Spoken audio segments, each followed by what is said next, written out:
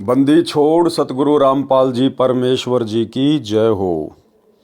परमपिता परमात्मा सारी सृष्टि के रचनहार कुल मालिक असंख्य ब्रह्मांडों के स्वामी जगत गुरु तीनों लोकों में प्रवेश करके सबका भरण पोषण करने वाले राजाधिराज आत्माधार नाथों के नाथ देवों के देव महादेव सर्वेश्वर महेश्वर मृत्युंजय अजरो अमर आदि अनादि सनातनी प्रभु जगत पिता जगदीश्वर श्री श्री 1008 की उपाधि के वास्तविक अधिकारी अकाल मूरत शब्द स्वरूपी राम वासुदेव सर्वगतम ब्रह्म परम पूज्य प्रथम पूज्य परम संत परम पुरुष परम धनी परम दयालु सत्य कबीर हक्का कबीर अल्लाहु अकबर बाखबर अल्लाह ताला जगत के तारणहार जगत के मुक्तिदाता जगत के जगन्नाथ हारे के सहारे हिंदुओं के राम मुसलमानों के अल्लाह सिखों के वाहिगुरु ईसाइयों के मसीह दया के सागर दयानिधि करुणा के सागर करुणानिधि स्वयंभू परिभू संकट मोचन कष्ट हरण मंगल करण दुख भंजन अविगत कबीर निर्विकार निर्विषम परमात्मा अलय अलेख सतगुरु आदि अनादि सतगुरु असली मर्यादा पुरुषोत्तम असली राम असली कृष्ण असली घनश्याम असली मुरारी राजाओं के राजा महाराजाओं के महाराजा शहनशाहों के शहनशाह सम्राटों के सम्राट भगवानों के भगवान अल्लाहों के अल्लाह प्रभुओं के प्रभु मसीहाओं के मसीह सच्चे वाहिगुरु बाबाओं के बाबा पीरों के पीर सेठों के सेठ जगत सेठ सावड़सा सेठ सर्वगुण संपन्न अनंत कोटि कलाओं के स्वामी अनंत कोटि ब्रह्मांडों के नायक योगियों में महायोगी ध्यानियों में महाध्यानी सिद्धों में परम सिद्ध ज्ञानियों में तत्वज्ञानी ब्रह्मज्ञानी महाज्ञानी परम ज्ञानी सर्वश्रेष्ठ ज्ञानी विज्ञानी युवा कबीर समरथ कबीर असमवात अमित ओजा सच्चे रहनुमा करीम अल्लाह सुबहान अल्लाह दुनिया के अंतिम पैगंबर 8 सितंबर 1951 से गांव धनाना जिला सोनीपत हरियाणा भारतवर्ष की पावन भूमि पे प्रकट रियल कल की भगवान श्री नारायण साकार हरि श्री बाबा साहिब शब्द स्वरूपी राम संत श्रोमणी सतगुरु रामपाल जी परमेश्वर जी के चरण कमल में साध संगति से जुड़े हुए देश विदेश से आप और हम सभी सत्सेवक भाई बहनों का अनंत कोटि दंडवत प्रणाम। सत्साई भाई और बहनों, दया पूज्य गुरुदेव भगवान की सतगुरु रामपाल जी परमेश्वर जी की जिनके शुभ आशीर्वाद से विशेष आशीर्वाद से आप और हम सभी सत्सेवक भाई बहन साथ संगति से जुड़कर पूज्य गुरुदेव भगवान के तत्व ज्ञान को आधार बनाकर अपनी आत्मा के कल्याणार्थ हेतु दृढ़ता के साथ मोक्ष प्राप्ति के लिए भक्ति मार्ग पर निरंतर आगे की ओर बढ़ रहे हैं। भाई और बहनों, इस कलयुग की बिचली पीढ़ी में पूज्य गुरुदेव जी के आशीर्वाद से साध संगतियों के माध्यम से ही भगत आत्माओं में इतनी दृढ़ता और इतना विश्वास अपने गुरुदेव भगवान के प्रति पैदा होता है। और ये साध संगति सतगुरु रामपाल जी परमेश्वर जी के यथार्थ 13वें कबीर पंथ का ट्रेनिंग सेंटर है। साध संगति से जुड़कर ही आत्मा पाक साफ हो सकती है, अपने गुरु को परमात्मा के रूप में जान सकती है, पहचान सकती है। और जब तक हम गुरु को हृदय से परमात्मा के रूप में स्वीकार नहीं करेंगे, गुरु को परमात्मा के रूप में स्वीकार करने का मतलब है गुरु के अलावा अन्य किसी का प्रकट दिवस नहीं मनाना, गुरु के अलावा अन्य किसी को दंडवत नहीं करना, गुरु के अलावा अन्य किसी का जयकारा नहीं लगाना। तो ये विधि केवल वर्तमान में साध संगतियों में ही है। और जब तक हम इस प्रकार से पतिव्रता पद पर रहकर भक्ति नहीं करेंगे, तब तक हम पूज्य गुरुदेव जी के चरणों में उनके हृदय में जगह नहीं बना पाएंगे। तो गुरुदेव भगवान की बहुत बड़ी मेहर है आप और हम सभी सत्सेवक आत्माओं के ऊपर। और जिन जिन आत्माओं को मोक्ष प्राप्ति करनी होगी या परमात्मा ने करवानी होगी, उन सभी आत्माओं को परमात्मा अंततः साध संगति से जोड़ देंगे। तो भाई और बहनों, पूज्य गुरुदेव जी के कर कमल से लिखित पवित्र पुस्तक मुक्ति बोध के ऊपर वीडियो बनाने की श्रृंखला जारी है। इसी श्रृंखला में आज हमारा ये 19वें नंबर का वीडियो है। प्रत्येक वीडियो में गुरुदेव भगवान के आशीर्वाद से आप और हमें भक्ति मार्ग से संबंधित बहुत सारी नई नई बातें पता चलती हैं। उन बातों को सुनकर हमारा विश्वास भक्ति पर दृढ़ हो रहा है। तो आपने पिछले एपिसोड में पिछले वीडियो में आपने देखा कि मीराबाई की कथा जो गुरुदेव भगवान ने अपने कर कमल से लिखी है, उसमें गुरुदेव भगवान ने मीराबाई के विषय में बताया कि कैसे मीराबाई परमात्मा प्राप्ति के लिए प्रयास कर रही थी, कितनी दृढ़ता के साथ वो संघर्ष कर रही थी, कैसे मीराबाई को कबीर परमेश्वर जी की शरण प्राप्त हुई। और मीराबाई ने अपने विश्वास को दृढ़ करने के लिए श्री कृष्ण जी को रिझाया, उनको खुश किया और कैसे श्री कृष्ण जी के रूप में स्वयं कबीर परमात्मा सतगुरु रामपाल जी भगवान प्रकट हुए और मीराबाई की प्रत्येक शंकाओं का समाधान किया, जिससे मीराबाई भक्ति मार्ग पर दृढ़ होकर लग गई। तो आज हम आगे से कथा की शुरुआत करते हैं। रात्रि में मीरा जी ने भगवान श्री कृष्ण जी का आह्वान किया। त्रिलोकीनाथ प्रकट हुए। कौन प्रकट हुए? त्रिलोकीनाथ। असली त्रिलोकीनाथ कबीर परमात्मा सतगुरु रामपाल जी भगवान है। 3 लोक। भाई और बहनों, जब 21 ब्रह्मांड के 3 लोकों की बात आती है तो गुरुदेव ने बताया कि 21 ब्रह्मांड के 3 लोक हैं, पाताल लोक, पृथ्वी लोक और ये स्वर्ग लोक। और जब बात आती है सृष्टि के तीनों लोकों की, तो उस समय काल का 21 ब्रह्मांड एक लोक बन जाता है, अक्षर पुरुष के 7 शंख ब्रह्मांड दूसरा लोक बन जाता है, और ऊपर के 4 अविनाशी लोक, सतलोक, अलख लोक, अगम लोक और अनामी लोक, ये 4 लोक मिलकर तीसरा लोक बन जाता है। इस प्रकार सृष्टि की यह त्रिलोकी है। तो पूरी सृष्टि के जो त्रिलोकीनाथ हैं वे हैं कबीर भगवान सतगुरु रामपाल जी परमेश्वर। तो कौन प्रकट हुए?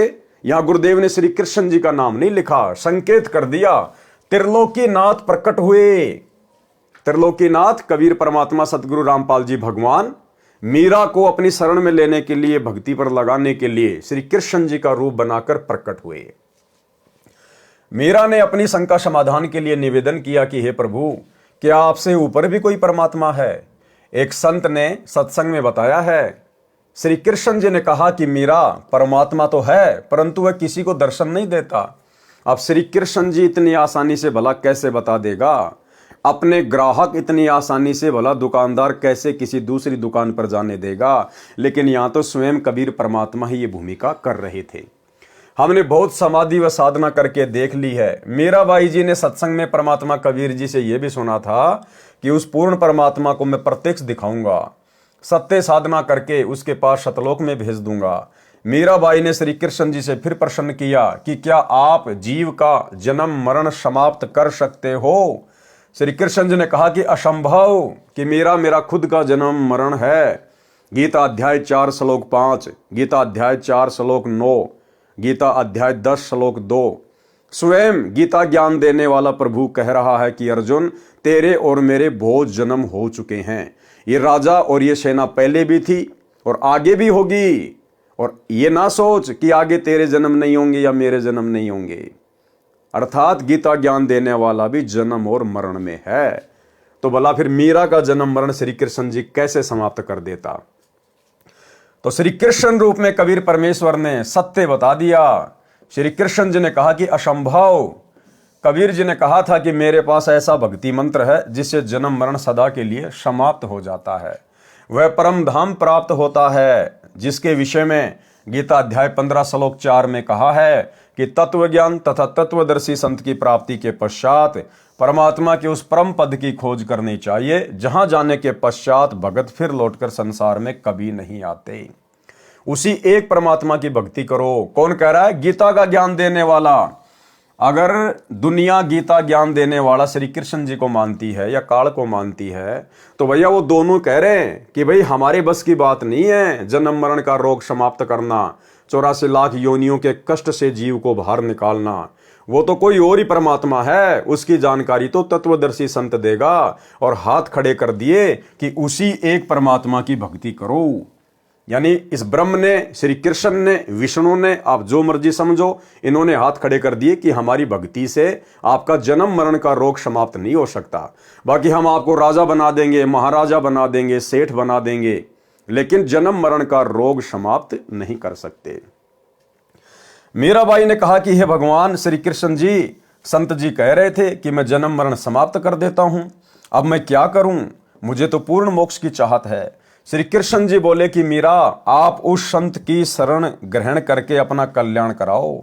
मुझे जितना ज्ञान था वो बता दिया। मीरा अगले दिन मंदिर नहीं गई, क्योंकि आस्था हट गई। भाई और बहनों, आंखों के सामने सत्यता आ गई। सीधी संत जी के पास अपनी नौकरानियों के साथ जाकर दीक्षा लेने की इच्छा व्यक्त की तथा श्री कृष्ण जी से हुई वार्ता भी संत कबीर जी से साझा की। उस समय छुआछात चरम पर थी। ध्यान देना भाई और बहनों, उस समय छुआछात चरम पर थी। ठाकुर लोग अपने को सर्वोत्तम मानते थे, परमात्मा मान बढ़ाई वाले प्राणी को कभी नहीं मिलता, और अगर मिल भी गया उसके संस्कार के कारण तो परमेश्वर उसको हृदय से स्वीकार नहीं करेगा। अर्थात जाति और धर्म का अभिमान करने वाला भगत कभी भी सतगुरु की शरण में आने के बाद सतलोक प्राप्त नहीं कर सकता। ये तो 650 साल पहले की बात है।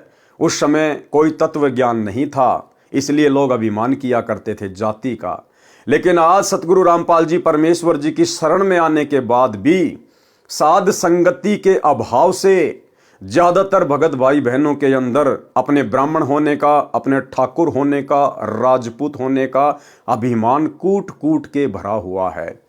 एक आपको नमूना दिखा देता हूं। मध्य प्रदेश का सतलोक आश्रम से जुड़ा हुआ एक सारनामी भगत है, और किस प्रकार एक सतसेवक भाई के साथ में बदतमीजी से बात कर रहा है, अपने ठाकुर होने का अभिमान कर रहा है, गर्व कर रहा है।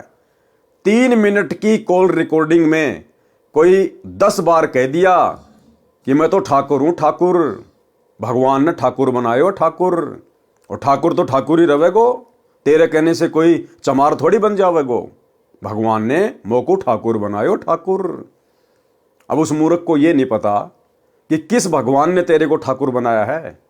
अरे इस काल भगवान ने ठाकुर बनाया है, चमार बनाया है, ब्राह्मण बनाया है, राजपूत बनाया है। इस कबीर परमात्मा ने किसी को ठाकुर नहीं बनाया। इस पूरी सृष्टि का ठाकुर वो खुद है, और उसकी बराबरी कोई नकली ठाकर नहीं कर सकता। तो भाई और बहनों, साध संगति से ना जुड़ने के कारण जीव अपने अहंकार को समाप्त नहीं कर पाता है, अपनी असलियत से वाकिफ नहीं हो पाता है। तो एक छोटा सा सैंपल सतलोक आश्रम मैनेजमेंट हरियाणा से जुड़े हुए सारनामी भगत का। सोचिए, जब सारनामी भगत भाई बहनों का ये हाल है तो बाकी लोगों की हालत क्या होगी, सुनिए। हेलो। हाँ भगत जी, सब सही। क्या विचार है भैया प्रेमदास, तेरा विचार क्या है? कुछ भी नहीं है भगत जी, क्या विचार है? ऐसे क्यों कमेंट करके लिख रहा? मैं तो दीवान सिंह ठाकुर हूँ ही, तेरे कहने से ठाकुर थोड़ी कहूंगा मैं।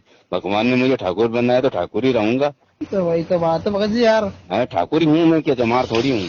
हाँ वही तो है, ठाकुर ही हूँ मैं तो, तेरे कहने से थोड़ी होगा यार। नहीं, तो मैंने तेरे कहने से मैं तेरे को ठाकुर बना दूंगा तो तू ठाकुर बन जाएगा क्या? नहीं बनना चाहा भगत जी। तुम तो कहीं रांड का केबल से पटेल कहेगी तो दुनिया पटेल कहेगा तो बाजेगा वो। हाँ, के रान पटेल तो पटेल थोड़ी कहवाएगा नहीं। वही बात है। हाँ। भगवान ने मुझे ठाकुर के घर में जन्म दिया है। हाँ सही बात। तो ठाकुर ही कहलाऊंगा। शेर का बच्चा शेर कहलाएगा, गीदड़ थोड़ी कहलाएगा।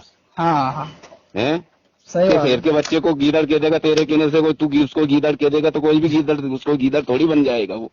हाँ नहीं कहेगा भगत जी। है, तो मैं तो ठाकुर ही हूँ, ठाकुर के घर जन्म लिया है तो ठीक है भाई। अच्छी बात। तेरे कहने से कोई फर्क थोड़ी पड़ेगा मेरे को। सही बात है, और तू कुछ भी कहे भी देगा, मान लो मैं ठाकुर हूँ और तू कुछ भी बोलेगा तो उससे भी मेरे कुछ परिवर्तन नहीं पड़ना। भाई तू प्रेम है। हाँ तो तेरा नाम प्रेम ही रहेगा। मैं बलवान दास और ताकत दास कर दूंगा तो वो थोड़ी बनेगा कहने से। सही बात है। हाँ, प्रेमदास से ही पहचाना जाएगा। भाई तेरे परिवार ने जो तेरा नाम रख दिया वही चलेगा, मेरे कहने से नाम दूसरा थोड़ी परिवर्तन होगा। सही बात है। तो मैं तो वो ठाकुर के घर में जन्म लिया तो ठाकुर ही कहलाऊंगा यार। सही बात है। लेकिन परमात्मा तेरे के भी तो कोई दूसरा विचार हो तेरा तो मेरे से तर्क कर। भाई वो लाला दास है, देवी दास, वो खास आदमी, उनसे कर विचार, मेरे से क्यों बात करता है इसी। उनसे तो वो कह रहे थे तेरी सारी बातें तुम आकी जब खोल रहे थे। कहाँ पे? उनसे कोई सत्संगों में बता रहे थे। वो क्या बता रहे थे भाई? अब मुझे क्या करना, तू उनसे बात कर, मुझे क्या करना, तेरे खास है तो उनसे करे ना बात। मैं तो पहले भी तेरा अच्छे लिए अच्छा था और आज भी अच्छा रहूंगा, और आने वाले समय में भी मैं कभी मिलूंगा तो अच्छे ही मिलूंगा तेरे को। फिर याद करना कि हाँ यार दीवान दास ही था ये। भाई भगत जी दास नहीं हो, आपके यूँ थोड़ी लिखे तो यार भगत जी।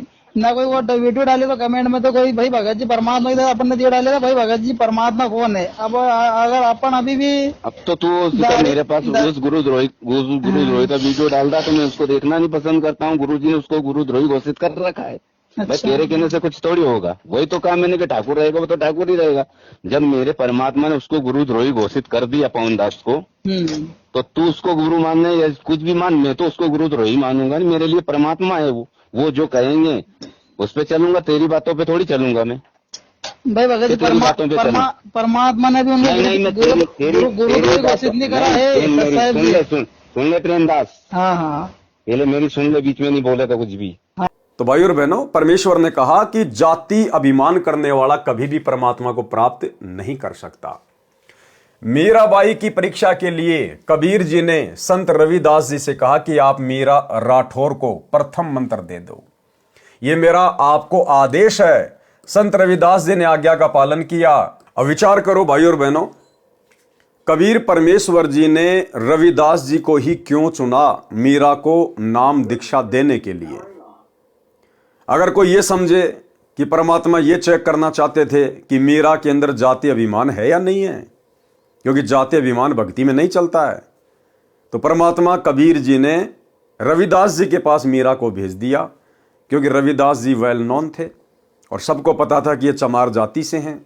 और रविदास जी ने भी कह दिया था मीरा को कि मीरा, मैं हूं चमार जाति से, और देख आज तो तू मुझे अपना गुरु धारण कर रही है, कल को ये समाज ना जाने तुझे क्या क्या ताने मारेगा, चमार से नाम ले आई, फलाना दिखना, और उस समय अगर तेरे मन में जरा भी दोष आ गया तेरी भक्ति बर्बाद हो जाएगी। तो मीरा ने कहा कि आप मेरे पिताजी, मैं आपकी बेटी, बाढ़ में जाओ संसार। अगर आज भक्ति नहीं करी, जाति पाति के चक्कर में उलझी रही, कल को यदि मैं गधी या कुतिया बन के घूमूंगी, ये ठाकुर समाज मेरे कहां काम आएगा, क्या मेरी इज्जत रक्षा करेगा? अब भाई और बहनों, विचार करने की बात है। जाति अभिमान को देखने के लिए या मान बढ़ाई को देखने के लिए ही कबीर परमेश्वर जी ने रविदास जी के पास मीराबाई को नहीं भेजा था, क्योंकि कबीर परमात्मा कौन से उस समय ब्राह्मण जाति में थे? कबीर परमात्मा भी तो जुलाहा जाति में थे। जुलाहा लोग तो उस समय इस तत्व ज्ञान के अभाव में चमार जाति से भी ज्यादा हे समझे जाते थे, घटिया समझे जाते थे। हालांकि परमेश्वर के मार्ग में, इस परमात्मा की सृष्टि में, उनके विधान में कोई जाति धर्म नहीं है, लेकिन अज्ञानी धर्मगुरुओं ने काल प्रेरणा से ये दीवारें समाज में खड़ी कर रखी हैं। तो कबीर परमात्मा उस समय खुद भी तो जुलाहा जाति में थे, एक भूमिका कर रहे थे। तो मात्र मीराबाई में जाति अभिमान को देखने के लिए रविदास जी के पास नहीं भेजा था। कबीर परमात्मा को पता था कि समाज में छुआछात कितनी है, लोग जाति अभिमान करते हैं। आने वाले समय में लोग थोड़ा बहुत दबेंगे, ज्यादा ऊपर मुंह उठा के बात नहीं करेंगे, जो अपने आप को क्षत्रिय समझते हैं, ठाकुर समझते हैं, राजपूत समझते हैं, क्योंकि उनके ऊपर एक बंदिश होगी कि भाई अगर तुम इतने बड़े ठाकुर हो, इतने बड़े राजपूत हो, तो मीराबाई ने फिर 600 साल पहले रविदास जी से, जो कि चमार जाति से थे, उनसे उपदेश क्यों लिया? ठाकुरों का गुरु तो चमार है। मीराबाई राठौड़ जाति से थी, ठाकुर थी, और उसने अपने आत्म कल्याण के लिए जाति पाति को नहीं देखा। रविदास जी से, चमार जाति के संत से जाकर उपदेश ले लिया। फिर तुम आज वर्तमान में क्यों जाति पाति के चक्कर में पड़े हो? तो ये बहुत सारे कारण थे भाई और बहनों। परमात्मा ने इसलिए स्वयं ही रविदास जी का रूप बनाया। रविदास जी ने मीराबाई को उपदेश नहीं दिया, क्योंकि रविदास जी तो एक भगत थे, और ये पांचों मंत्र की दीक्षा किसी भगत को देने के आदेश नहीं है इस परमात्मा के। किसी भी युग में इतिहास उठा के देख लो आप। 650 साल पहले धर्मदास जी परमात्मा के परम भगत थे, और कबीर परमात्मा ने धर्मदास जी को भी आदेश नहीं दिया पांचों मंत्रों की दीक्षा के लिए। धर्मदास के 80 साल की उम्र में जो पुत्र हुआ था चूड़ामणि और मुक्तामणि, परमात्मा ने उसको आदेश दिया था आगे दीक्षा देने के लिए, ना कि धर्मदास को। तो भला रविदास को कैसे आदेश दे देंगे? तो ये सारे खेल भाई और बहनों कबीर परमेश्वर ने स्वयं ही खेले थे। ये मेरा आपको आदेश है। संत रविदास जी ने आज्ञा का पालन किया। संत कबीर परमात्मा जी ने मीरा से कहा कि बहन जी, वो बैठे संत जी, उनके पास जाकर दीक्षा ले ले। बहन मीरा जी तुरंत रविदास जी के पास गई और बोली, संत जी दीक्षा देकर कल्याण करो। संत रविदास जी ने बताया कि बहन जी, मैं चमार जाति से हूं, आप ठाकुरों की बेटी हो, आपके समाज के लोग आपको बुरा भला कहेंगे, जाति से बाहर कर देंगे, आप विचार कर लें। मीराबाई अधिकारी आत्मा थी, परमात्मा के लिए मर मिटने के लिए सदा तत्पर रहती थी। बोली, संत जी आप मेरे पिता, मैं आपकी बेटी, मुझे दीक्षा दो। भाड़ में पड़ो समाज, भाड़ में पड़ो समाज। भाई और बहनों, गुरुदेव ने बताया कि भगत का और जगत का, यानी भगत समाज का और जगत समाज का हमेशा से 36 का आंकड़ा रहा है। उनके विचार कभी भी भक्ति मार्ग पर मेल नहीं खा सकते, कभी भी दिन और रात कभी एक नहीं हो सकते। इसलिए हमने इस भक्ति मार्ग पर यह ज्ञान समझने के बाद समाज की परवाह नहीं करनी चाहिए, लोक लाज में नहीं आना चाहिए। हमने अपने आत्म कल्याण की चिंता होनी चाहिए। बोली संत जी, आप मेरे पिता, मैं आपकी बेटी, मुझे दीक्षा दो, भाड़ में पड़ो समाज। कल को कुतिया बनूंगी तब ये ठाकुर समाज मेरा क्या बचाव करेगा। सत्संग में बड़े गुरुजी अर्थात कबीर जी ने बताया है कि कबीर कुलकर्णी के कारण, यानी समाज के कारण, परिवार के कारण, आन उपासना करने वाले रिश्तेदारों के कारण हंसा गया बिगोए, यानी उनकी लोक लाज में आकर, दबाव में आकर ये जीव, हंसा मानी जीव, जीव गया बिगोए, यानी इसने अपना जीवन नष्ट कर लिया। तब कुल क्या कर लेगा, ये समाज तेरा उस समय क्या करेगा जब 4 पांव का होए। 4 पांव का मतलब जानवर बन जाना, गधा, सुअर, कुत्ता, बैल बनना। उस समय तुझे उन दुखों से ये समाज कैसे बाहर निकालेगा।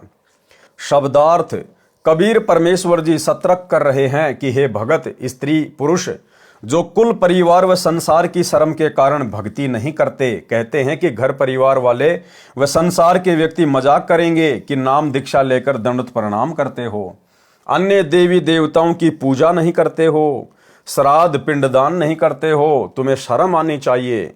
उन्होंने अपना मानव जीवन नष्ट कर लिया। भक्ति न करने से जब 4 पैर के पशु यानी गधे, कुत्ते, सुअर, बैल आदि बनोगे, तब ये कुल व संसार के व्यक्ति क्या बचाव करेंगे। भक्ति ने बचाव करना था, वो की नहीं, इसलिए भक्ति करो। संत रविदास जी उठकर संत कबीर जी के पास गए और सब बात बताई। परमात्मा बोले कि देर ना कर, ले आत्मा को अपने पाड़े में। उसी समय संत रविदास जी ने बहन मीरा को प्रथम मंत्र केवल 5 नाम दिए। ये 5 नाम शरीर में बने कमलों को खोलने वाले हैं, राधा स्वामी पंथ वाले नहीं हैं, तथा ना दामा खेड़ा वाले गद्दी से दिए जाने वाले हैं। उनसे भिन्न मोक्ष में सहयोगी मंत्र हैं। मीराबाई को बताया कि यह इनकी पूजा नहीं है, इनकी साधना है। इनके लोक में रहने के लिए, खाने पीने के लिए जो भक्ति धन चाहिए वह इन मंत्रों से ही मिलता है। गुरुदेव ने अन्य उदाहरण दिया कि साधना और पूजा में क्या अंतर होता है। जैसे हमें जल की आवश्यकता है, हम कहाँ गए, हैंडपंप के पास में गए, हमने हैंडपंप की साधना की, साधना यानी मजदूरी। हमने हैंडपंप को चलाया, ऊपर नीचे किया।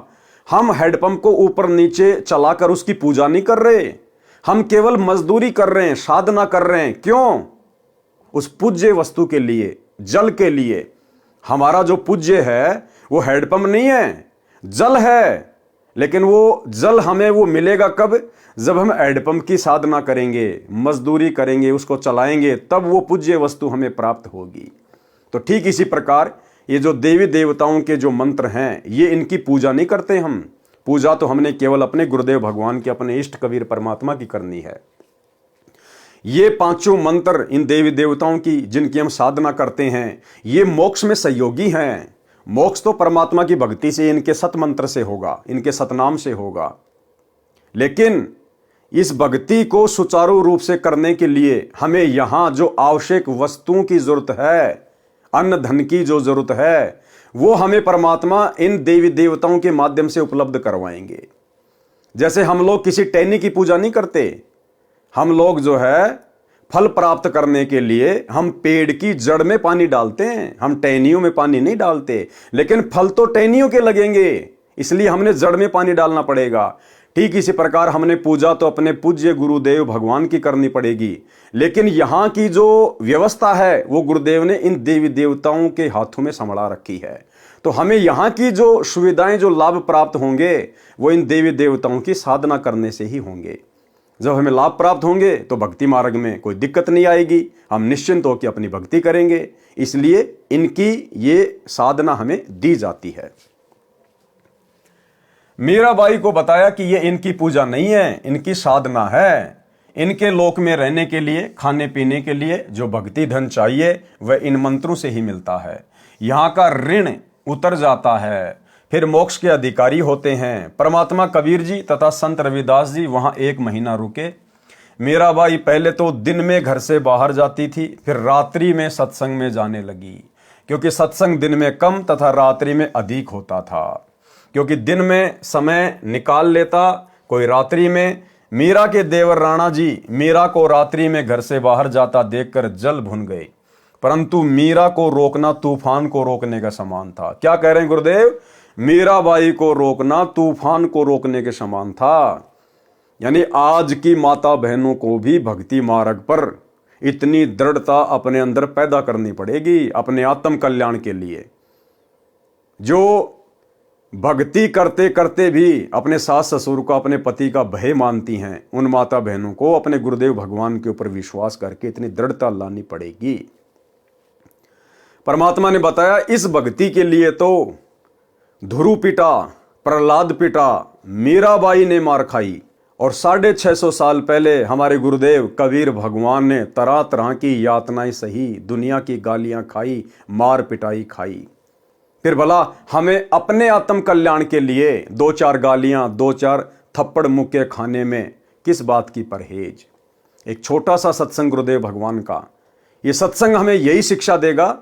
यदि हम दृढ़ता के साथ गुरुदेव भगवान के चरणों को पकड़ के बैठे रहे, यदि हम भक्ति को त्यागने का मन में विचार भी नहीं करेंगे, तो ये परमात्मा हमारी रक्षा करेगा, परमात्मा हमें संघर्ष में सफलता दिलवाएगा। तो एक छोटा सा सत्संग जो आप और हमें प्रेरणा देगा कि किस प्रकार से हमने भक्ति मार्ग पर सफलता के लिए दृढ़ता के साथ में संघर्ष करना चाहिए। सुनिए। ऐसे और भी बहुत से भक्त बताते हैं, ऐसे ऐसे व्याधि चलन लग गया। जब 100 का नोट पाया, एक माई कह रही थी जी मैं पति तो नाम नहीं ले रहा, बाधा भी करता था। समागम आ गया, करौथे आश्रम में जब हम सत्संग करते थे, तो मैंने अपने पति से कहा कि मैं सत्संग में जाऊंगी, मैंने 100 रुपये दे दे। ये 10 वर्ष पहले, 8-9 वर्ष पहले की बात है। वो कहने लगा मैं तेरे को चवन्नी नहीं दूं, और तू तीसरे दिन झोला ठावे और वहां चली जाती है। वो कहने लगी मैं कोई गलत जगह जाती हूँ। 60-65 साल की उम्र की बुढ़िया थी, और तेरे बेटे जान लग रहे वहां पर। बेटे तो अपनी कमाई करें, वो ले जाते हैं किराया। मैं किराया मान ले उनसे मांग भी लूं तो नखरे करता है, क्योंकि बेटे अलग हो रहे हैं, उनसे थोड़ा द्वेष रखता है, उनसे कैसे ले लेगी, वहां जाओ भी नहीं। तो उसने कहा कि मुझे 100 रुपये दे दे। मैं बोला कति नहीं जान दूं, और जाके दिखाइए आज तू। तो नहीं, मैं पैसा किराया दूं नहीं, तू जागी कैसे? तो वो कहने लगा मेरे द्वारा पैसा को ना। फिर आखिर में ये बहाना मिला उसने कि मेरे द्वारा 100 रुपये को नहीं। वो क्या कहती है उसकी पत्नी कि मैं तो बैठकर रोने लगी, जहां पूजा स्थल है रोने लगी है। भगवान देख कौन बनी। हम एक दूसरे के ऐसे बांध रखे हैं कि हम इनसे अब अपने भगवान के दरबार में भी नहीं जा सकते। आखिर में कहने की मैंने ये सोच लिया कि मैं अभी चाहती हूँ किसी पड़ोसन पर मांग मूंग कर मैं जाऊंगी। इतना दृढ़ निश्चय मैंने कर ही लिया था, लड़ाई होगी, बोलेगी, मार पीट लेगा और 2 मुक्के खा लेगी भगवान के नाम पे। ध्रुव पिटा, प्रहलाद पिटे, मीराबाई पिटी। ऐसे ही निर्णय होता है, ऐसे ही परमात्मा निकटाता है। इतने में बूढ़ा साइकिल लेकर जा था, गांव से निकला, सड़क थी अच्छी, जो दिल्ली के, ये पंजाब खोड़ की बात है, और वहां वो गया होगा सड़क के ऊपर आधा किलोमीटर। एक 100 का नोट ऐसे हवा में उड़ा, अगले साइकिल के अगले पहियों की ताड़ियां में आके चिपक गया, और उसने रोका तुरंत साइकिल। 100 का नोट ताजा, उसकी तो घीघी बंद की, घबरा गया, उल्टा आया, आके ने बोला ले भगवान, तेरे भगवान ने भेज दिया, तेरा 100 का नोट ले जा तू। और उसका जो है ना पसीने आ रहे, उसके बाद उसने मुझे मना नहीं किया। तो यहां परमात्मा कहते हैं पति भरता पग जमी पर जो जो धर है पाव, समर्थ झाड़ू देत है ना काटा लग जावे। पति भरता भूखी रहे, यानी पतिव्रता को, यानी सच्ची उस अनन्य मन से पूजा कर रही भक्त आत्मा को कोई अभाव होता है, किसी चीज की आवश्यकता होती है और वो वास्तव में उसकी आवश्यकता है, तो कहते हैं पतिव्रता भूखी रहे वहां समर्थ घर सोच, ऐसे पति की स्त्री के, ऐसे पति की स्त्री के काल कर्म हो मोक्ष मोच। कहते हैं जैसी भक्त आत्मा जब दुखी होती है तो भगवान के दरबार में भी चिंता बन जाती है, और ऐसे पति की स्त्री के काल कर्म हो मोक्ष, जो ऐसी दृढ़ता के साथ, समर्पण के साथ, पूरे विश्वास के साथ भगवान पर लगती है, उसके नाम पर, कहते हैं उन्हीं का मोक्ष होता है, उन्हीं के पाप कर्म नष्ट होते हैं। कहते हैं नुक्ते ऊपर रिच जगह रे कोट कर्म जल जा तुम्हारे, ये नुक्ते होते हैं जो हम लोग लाज और किसी परमात्मा के नाम पर ना किसी पति से, ना पत्नी से, ना पुत्र से कोई दबाव नहीं मानते अपने आत्म कल्याण के लिए, तो परमात्मा प्रसन्न होता है। परमात्मा कहते हैं मात पिता सुत स्त्री, मात पिता सुत स्त्री,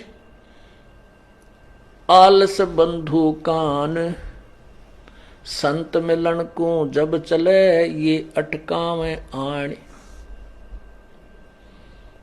मात पिता, बालक है, बेटा है, बेटी है, माँ बाप नहीं जानते सत्संग में, जो 15-16 साल के 20 साल तक हैं वो माता पिता के अधीन होते हैं, और जो बुजुर्ग हैं वो जब बच्चे बड़े हो जाते हैं तो बच्चे बेटा बेटियां के अधीन हो जाते हैं, बेटे के अधीन हो जाते हैं, या फिर आलस, या फिर लोक लाज। जैसे आप यहाँ सत्संग में आते हैं, कोई ना कोई जरूर टकरा देगा, कहाँ चले, बेरा है सत्संग में जान दोगे, थारा तो पाँव लिकट रहा है, तीसरे दिन वहाँ बैठे रहते हो, तो इस तरह के श्लोक सुना देते हो, और आप जो ज्ञान में कमजोर है इन बातों से दबाव मानने लग जाता है, और फिर वो आना भी कम कर देता है, उसको ज्ञान नहीं है। इसके लिए परमात्मा कहते हैं कि मात पिता सुत स्त्री और आलस बंधु कांड, बंधु कांड माने लोक लाज, अपने मित्रों के वो कहे हुए व्यंग्यात्मक बातों से झिझक जाना। कहते हैं सतगुरु मिलन को जब चला ये अटकावे आण, ये आके आंट लावेंगे, किधर बेटा क्या माँ बाप या स्त्री ऐसी निकम्मी हो जाएगा दी बेबे, बस जी का झाड़ बन जाती इस भगत के, या फिर लोक लाज, या खुद आलस कर जा, फिर देखोगे, फिर अगले बार देखेंगे, सर्दी ज्यादा है, गर्मी घनी है।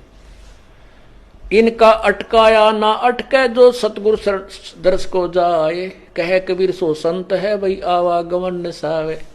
कहते नुक्ते ऊपर रीत जगह, ऐसे हम थोड़ी बहुत भगवान के लिए पापिटिया करेंगे, संघर्ष करेंगे तो हमारे निकट आएगा,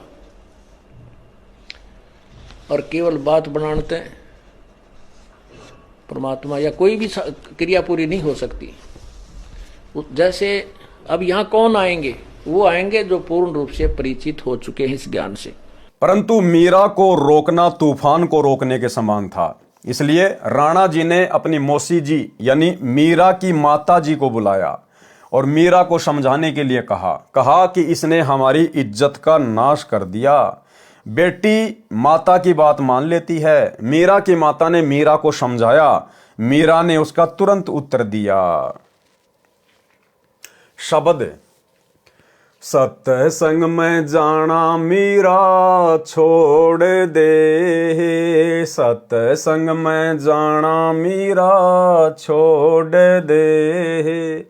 हाय मारी लोग करें तकरार, सत्संग में जाना मीरा छोड़ दे। अब मीरा की माता जी को राणा ने बुला लिया कि हो सकता भाई माँ की बात बेटी मान जाए। तो मीरा की माँ ने मीरा को क्या समझाया, सत्संग में जाना मीरा छोड़ दे, सत्संग में जाना मीरा छोड़ दे।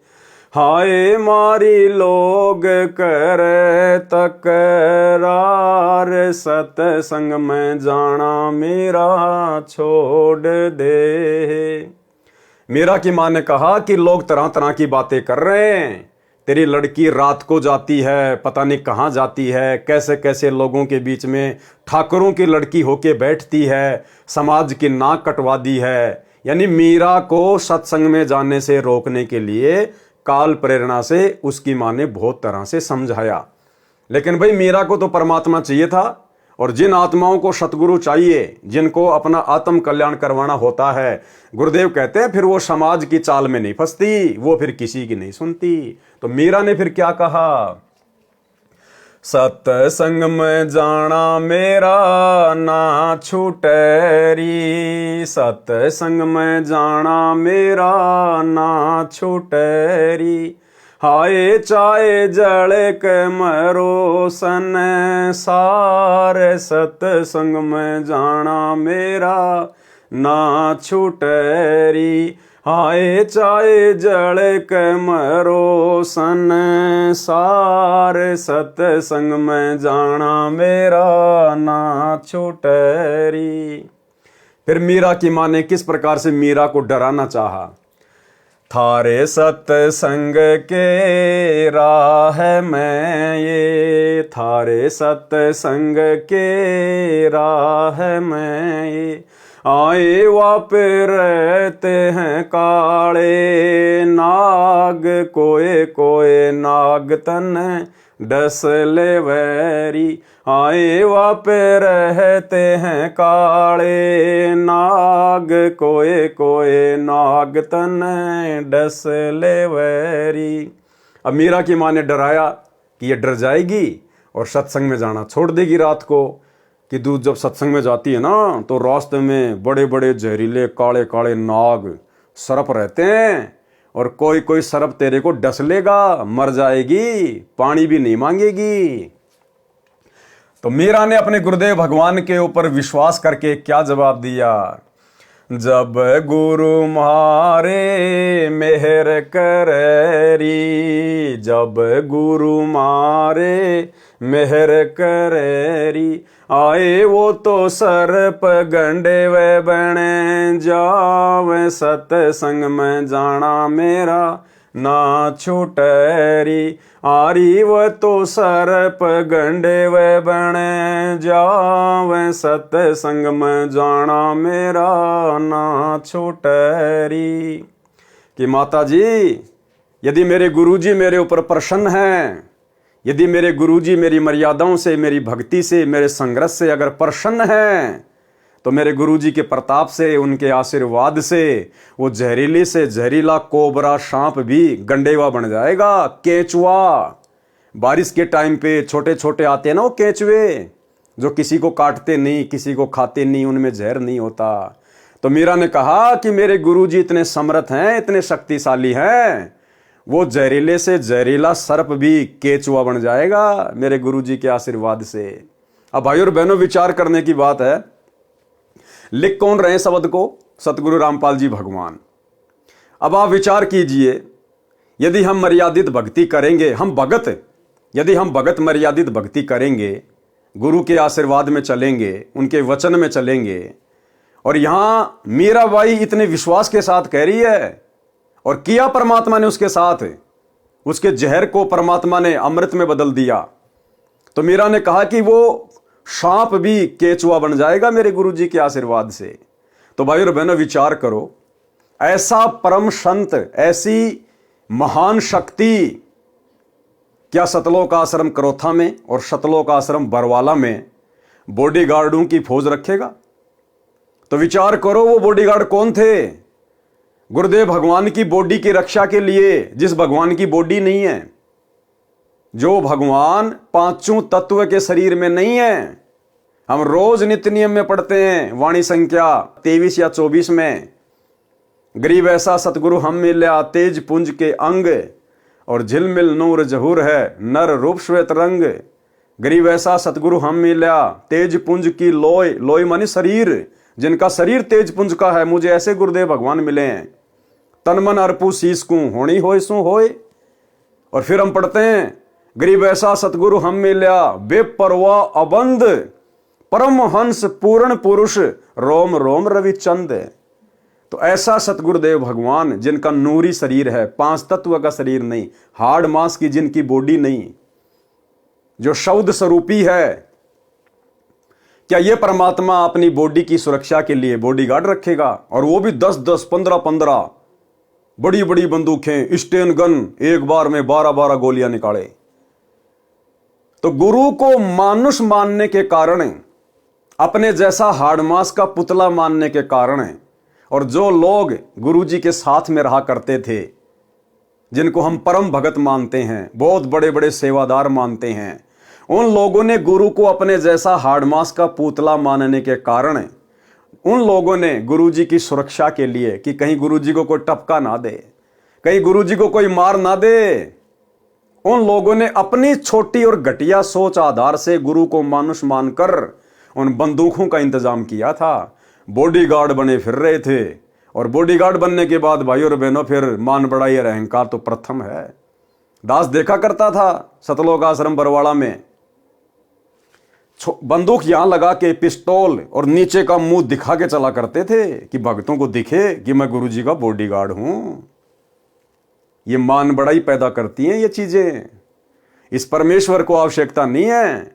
अरे जो तीनों लोकों में प्रवेश करके सबकी सुरक्षा करता है, सबका धारण पोषण करता है, उसको सुरक्षा की आवश्यकता है क्या? इसको सिक्योरिटी की आवश्यकता है क्या? तो ये तो गुरु को मानुष मानने के कारण उन बड़े बड़े परम भक्तों ने अपनी छोटी सोच आधार से ये क्रियाक्रम सेट कर रखा था। अब आने वाले समय में जब इस परमेश्वर की समर्थता, इसकी महत्वता, इस परमेश्वर की शक्ति जब पूरे संसार में होगी, पूरे ब्रह्मांड में होगी, वो तो ऑलरेडी पहले से है ही, उसी की शक्ति से सब कुछ चल रहा है। लेकिन आप और हमारी बुद्धि विकसित नहीं है, इसलिए हम नहीं समझ पा रहे। जब आप और हमारी बुद्धि विकसित होगी, हम इस परमेश्वर को पहचानेंगे परमात्मा के रूप में, तो इनका कोई बॉडीगार्ड नहीं होगा, इनका कोई सिक्योरिटी गार्ड नहीं होगा। हाँ, व्यवस्था बनाए रखने के लिए जरूर जो है भाई बहन सेवादार के रूप में रहेंगे, लेकिन वो लंबी लंबी बंदूकें लेके नहीं, क्योंकि पता चल जाएगा ये तो शब्द स्वरूपी राम है। 1 सेकंड में शरीर को नष्ट कर ले, 1 सेकंड में ये अपने शरीर को धारण कर ले। इसको मारने में कौन समर्थ है? तो परमेश्वर की समर्थता का जब ज्ञान हो जाएगा, तो फिर जीव अपनी सोच आधार से ऐसी हरकत नहीं करेगा। तो मीरा बाई ने कहा कि माताजी मुझे क्या डरा रही हो? मेरे परमात्मा, मेरे सतगुरु के रहते सहते मुझे सांप लड़ जाए, और लड़ भी जाएगा तो मेरा कुछ बिगाड़ नहीं पाएगा। परमात्मा उसके जहर को पानी बना देगा, मेरे को शीतलता ही देगा। फिर उसकी मां ने और तरीका अपनाया। थारे सत्संग के राह में ये, थारे सत्संग के राह में हाय वापे रहते हैं बबरी शेर, कोए कोए शेर तन खा ले वैरी। आए वापे रहते हैं बबरी शेर, कोए कोए शेर तन खा ले वैरी। बोले बेटी, बड़े बड़े बबरी शेर भी रहते हैं वहां रास्ते में, और तेरे को तो एक ही बटके में खा जाएंगे वो बबरी शेर। मीराबाई को डराने का प्रयास कर रही उसकी मां। मीराबाई ने क्या कहा? जब गुरु मारे मेरे करेरी, जब गुरु मारे मेहर करेरी। कौन से गुरु? ये कबीर भगवान सतगुरु रामपाल जी। जब गुरु मारे मेहर करेरी, जब गुरु मारे मेहर करेरी। आए वो तो शेरा के गिद्दड़ बने जावे, सत्संग में जाना मेरा ना छूटेरी। आए वो तो शेरा के गिद्दड़ बने जावे, सत्संग में जाना मेरा ना छूटेरी। माँ, वो तेरे जो बबरी शेर है ना, वो गिद्दड़ बन जाएंगे, गिद्दड़। पूंछ को दबा के दौड़ जाएंगे मेरे को देखते ही, मेरे सतगुरु के प्रताप से, मेरे सतगुरु के आशीर्वाद से। तो किसको डरा रही है मां? मीरा सत्संग में जाना नहीं छोड़ेगी, अर्थात भक्ति करना नहीं छोड़ेगी। अब जैसे आज सत्संग घर घर में हो गए, उस समय तो कोई मोबाइल नहीं था, कोई ऐसा वैज्ञानिक जो है उपकरण नहीं था, इसलिए मीरा की मजबूरी थी सत्संग में जाना। आज वर्तमान में जैसे हमारे गुरुदेव भगवान हिसार जेल में बैठे हैं, तो हमने किसी आश्रम में धक्के खाने की जरूरत नहीं है। हमारे घर में सत्संग है, हमारे गुरुदेव के द्वारा किए गए सत्संग हमारे पास में उपलब्ध हैं, मोबाइल में, मेमोरी कार्ड में। हम अपने घर पर बैठकर शांति से सत्संग सुने। आज गुरुदेव की गैर हाजिरी में जितना समय हम आश्रमों में आने जाने में बर्बाद करेंगे, जितना समय हम बसों में आने जाने में बर्बाद करेंगे, जितना पैसा हम बर्बाद करेंगे, अरे उतने समय में तो 10 बार सत्संग सुन लेंगे घर पर बैठकर शांति से। हाँ, अगर गुरुदेव आश्रम में हैं, चाहे लाख बार जाओ, लेकिन उनकी गैर हाजिरी में हमें कहीं भी धक्के खाने की जरूरत नहीं है सत्संग के लिए। परमात्मा ने घर घर में सत्संग दे दिए। तो मीरा बाई ने कहा कि माँ, वो बबरी शेर भी गिद्दड़ बन जाएंगे मेरे गुरुदेव के आशीर्वाद से। मीरा का सत्संग में जाना बंद नहीं होगा। फिर और क्या बताया उसकी माँ ने? थारे सत्संग के बीच में है, थारे सत्संग के बीच में आए वापे रहते हैं साधु संत, कोई कोई संत तन ले रमय। हाय वापे रहते हैं साधु संत, कोई कोई संत तन ले रमय। अब मीरा की माँ ने कहा कि मीरा देख, तू ठाकुरों की लड़की है, तू सुंदर है, और तू सत्संग में जाती है और वहां हर प्रकार के आदमी आते हैं, और तुझे कोई बैला फुसला के भगा के ले जाएगा तुझे, तू सत्संग में मत जा। तो मीराबाई ने क्या कहा? तेरे री मन में माता पाप है री, तेरे री मन में माता पाप है री, संत मेरे माँ बाप हैं री, संत मेरे माँ बाप हैं री।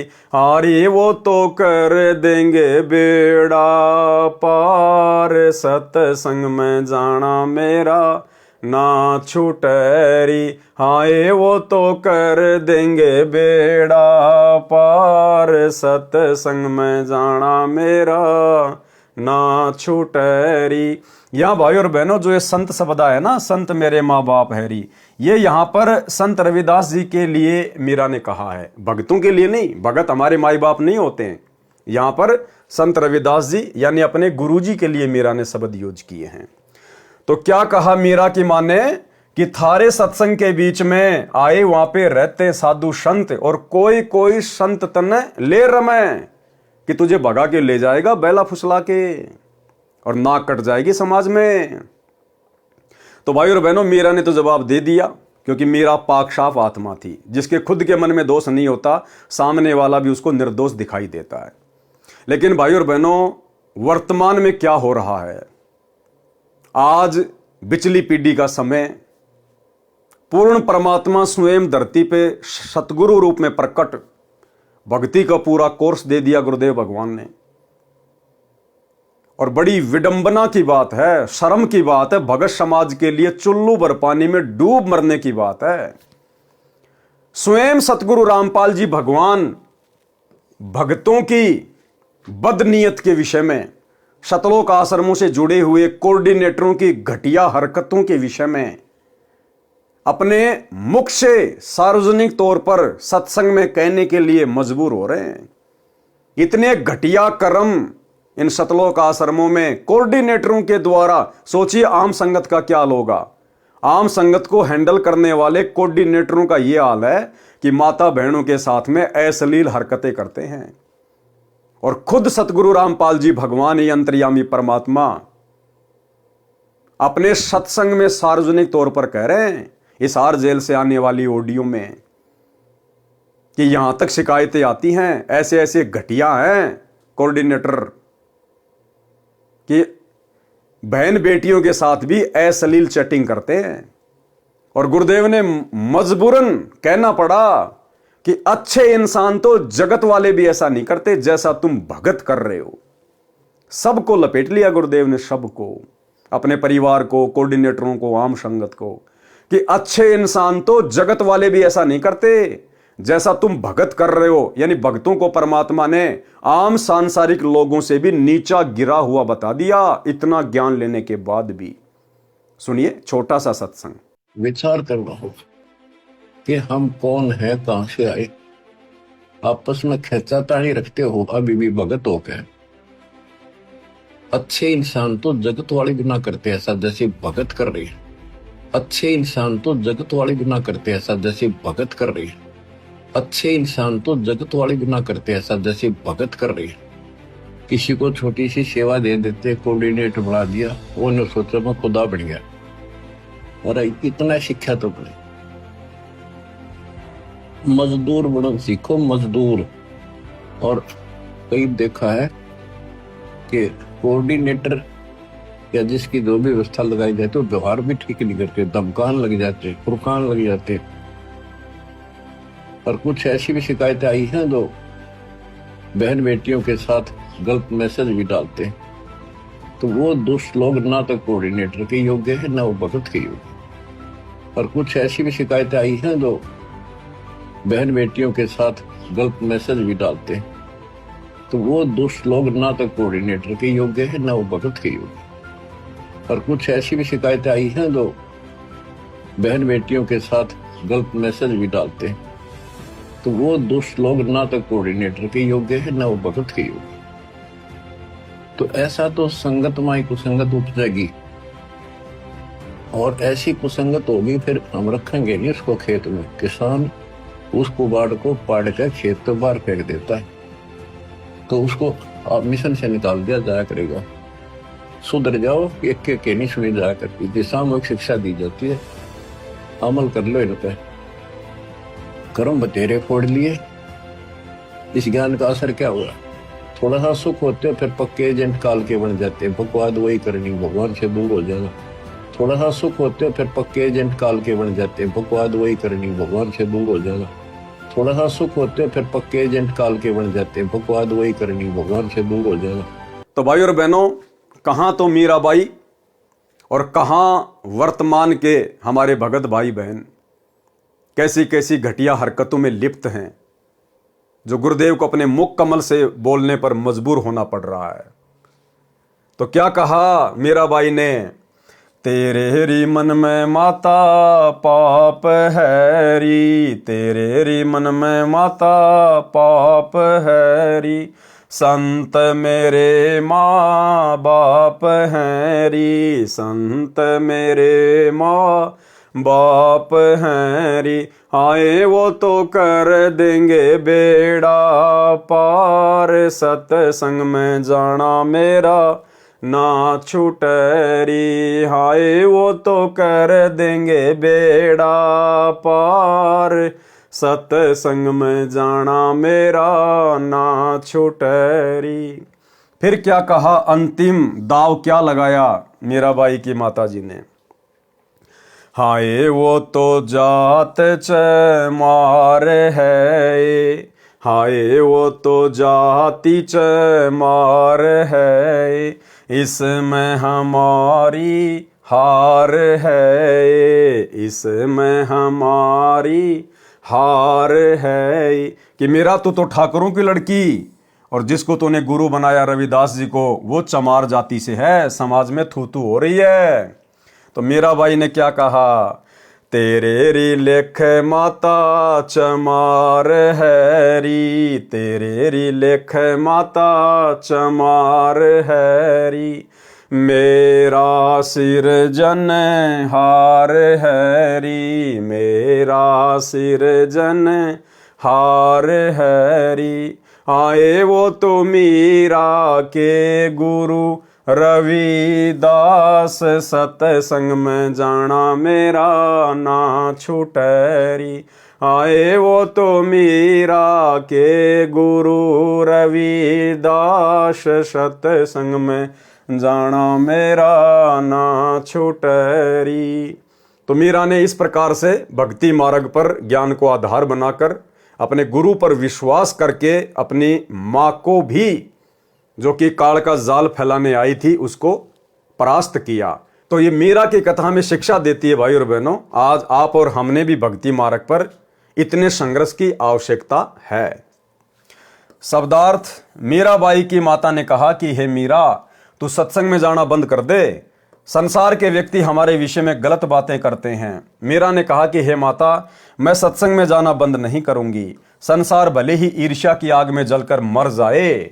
माता ने मीरा को भय कराने के लिए बताया कि जिस रास्ते से तू रात्रि में सत्संग सुनने के लिए जाती है, उस रास्ते में सर्प तथा सिंह रहते हैं, वे तुझे मार देंगे। मीरा ने उत्तर दिया कि मेरे गुरुजी इतने समर्थ हैं, वे कृपया करेंगे तो सिंह तो गिद्दड़ की तरह व्यवहार करेंगे, गिद्दड़ की तरह, और सर्प ऐसे निष्क्रिय हो जाएंगे जैसे गंडेवे प्राणी होते हैं, जो सर्प जैसे आकार के होते हैं परंतु 6 या 8 इंच के लंबे और आधा इंच गोलाई के मोटे होते हैं, वे डसते नहीं हैं। मीरा की माता ने फिर कहा कि सत्संग सुनने वाले स्थान पर कुछ युवा भगत पुरुष भी रहते हैं, कोई तेरे को कहीं ले जाएगा और गलत कार्य करेगा। और आज तो भाई और बहनों, पुस्तक सेवा के बहाने आज की मीराबाइयां जानबूझ के गलत कार्य करती हैं, जानबूझ के। मैं तुमसे मिलने आई पुस्तक सेवा के बहाने, अपनी रमणी की बातें खुद ही सेट कर लेते हैं, माँ बाप जाओ भाड़ में। ये है वर्तमान की मीराबाइयों की हालात। मीरा ने उत्तर दिया कि हे माता, आपके मन में दोष है, इसलिए आपके मन में ऐसे विचार आए। अब ये मत कहना कि पवन दास के मन में दोष है इसलिए बोल रहा है। मैंने तो वो भाषा बोली है जो पूज्य गुरुदेव भगवान ने हिसार जेल से ऑडियो बनाकर भेजी है, एज इट इज आपको सुनाई है मैंने। मेरे मन में कोई दोष नहीं है, मेरे लेखे तो बाढ़ में जाओ, मेरा क्या बिगाड़ लेंगे भाई। हम तो केवल आप लोगों को जागरूक कर रहे हैं, सचेत कर रहे हैं कि गुरु की गैर हाजिरी में इन आश्रमों में धक्के खाने मत जाओ, घर बैठ के भक्ति करो। ये परीक्षा चल रही है, क्या पूरी जिंदगी ऐसे धक्के खाओगे क्या? अरे जब गुरु सतलोक चला जाएगा फिर क्या करोगे, फिर भी क्या धक्के खाओगे? तो गुरु वर्तमान में हिसार जेल में बैठ के यही तो रिहर्सल देख रहा है कि सोचो यदि मैं बरवाला कांड के बाद सतलोक चला जाता किन्हीं कारणों से, तो मेरे पीछे से ये तो इसी प्रकार से डंडे के यार बन के घूमते, जैसे पशु डंडे का यार होता है, उसको भय दिखा के उसको चलाया जाता है। ऐसे आज ये कोऑर्डिनेटर डंडा दिखा दिखा के, फर्जी आदेशों का पीला पर्चा निकाल के, डरा धमका के आप लोगों से अपना उल्लू सिद्ध कर रहे हैं।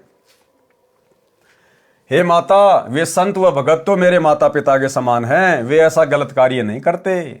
मीरा की माता ने छुआछात के कारण मीरा को रोकना चाहा, कहा कि हे मीरा, तेरा गुरु रविदास तो अनुसूचित जाति का चमार है, इससे हम राजपूतों की बेइज्जती हो रही है, सत्संग में जाना बंद कर दे। मीरा ने कहा कि हे माता, आपके विचार से मेरे गुरुजी अनुसूचित जाति के चमार हैं, मेरे लिए तो मेरे परमात्मा हैं, मैं उनकी बेटी, वे मेरे पिता हैं, सत्संग में जाना बंद नहीं होगा। कुछ वर्ष के पश्चात अपने देवर के अत्याचारों से परेशान होकर घर त्याग कर वृंदावन में चली गई। यानी मीरा ने घर छोड़ा, लेकिन विशेष परिस्थितियों में जब बात हद से ज्यादा बढ़ गई, बेचारी भक्ति नहीं कर पा रही थी, तब कहीं जाकर मीरा ने घर छोड़ने का निश्चय किया।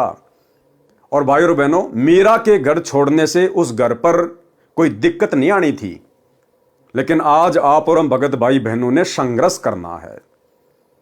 यदि परिस्थितियां बद से बदतर हो जाएं कि आपकी भक्ति हो ही नहीं रही, तो फिर सोच समझ कर आप जी ने अपना कदम उठाना है, अपना आगे का देख कर कि मैं आगे क्या करूंगा, कहां रहूंगा, क्या काम धंधा करूंगा, क्या खाऊंगा, क्या खाऊंगी, तब कहीं जाकर अपना कदम उठाना है। अन्यथा संघर्ष करना है। संघर्ष करेंगे तो परमात्मा साथ देगा वर्तमान में, क्योंकि मालिक को पता है कि ये आत्माएं कितनी कमजोर हो चुकी हैं, ये मीराबाई की तरह संघर्ष नहीं कर सकती।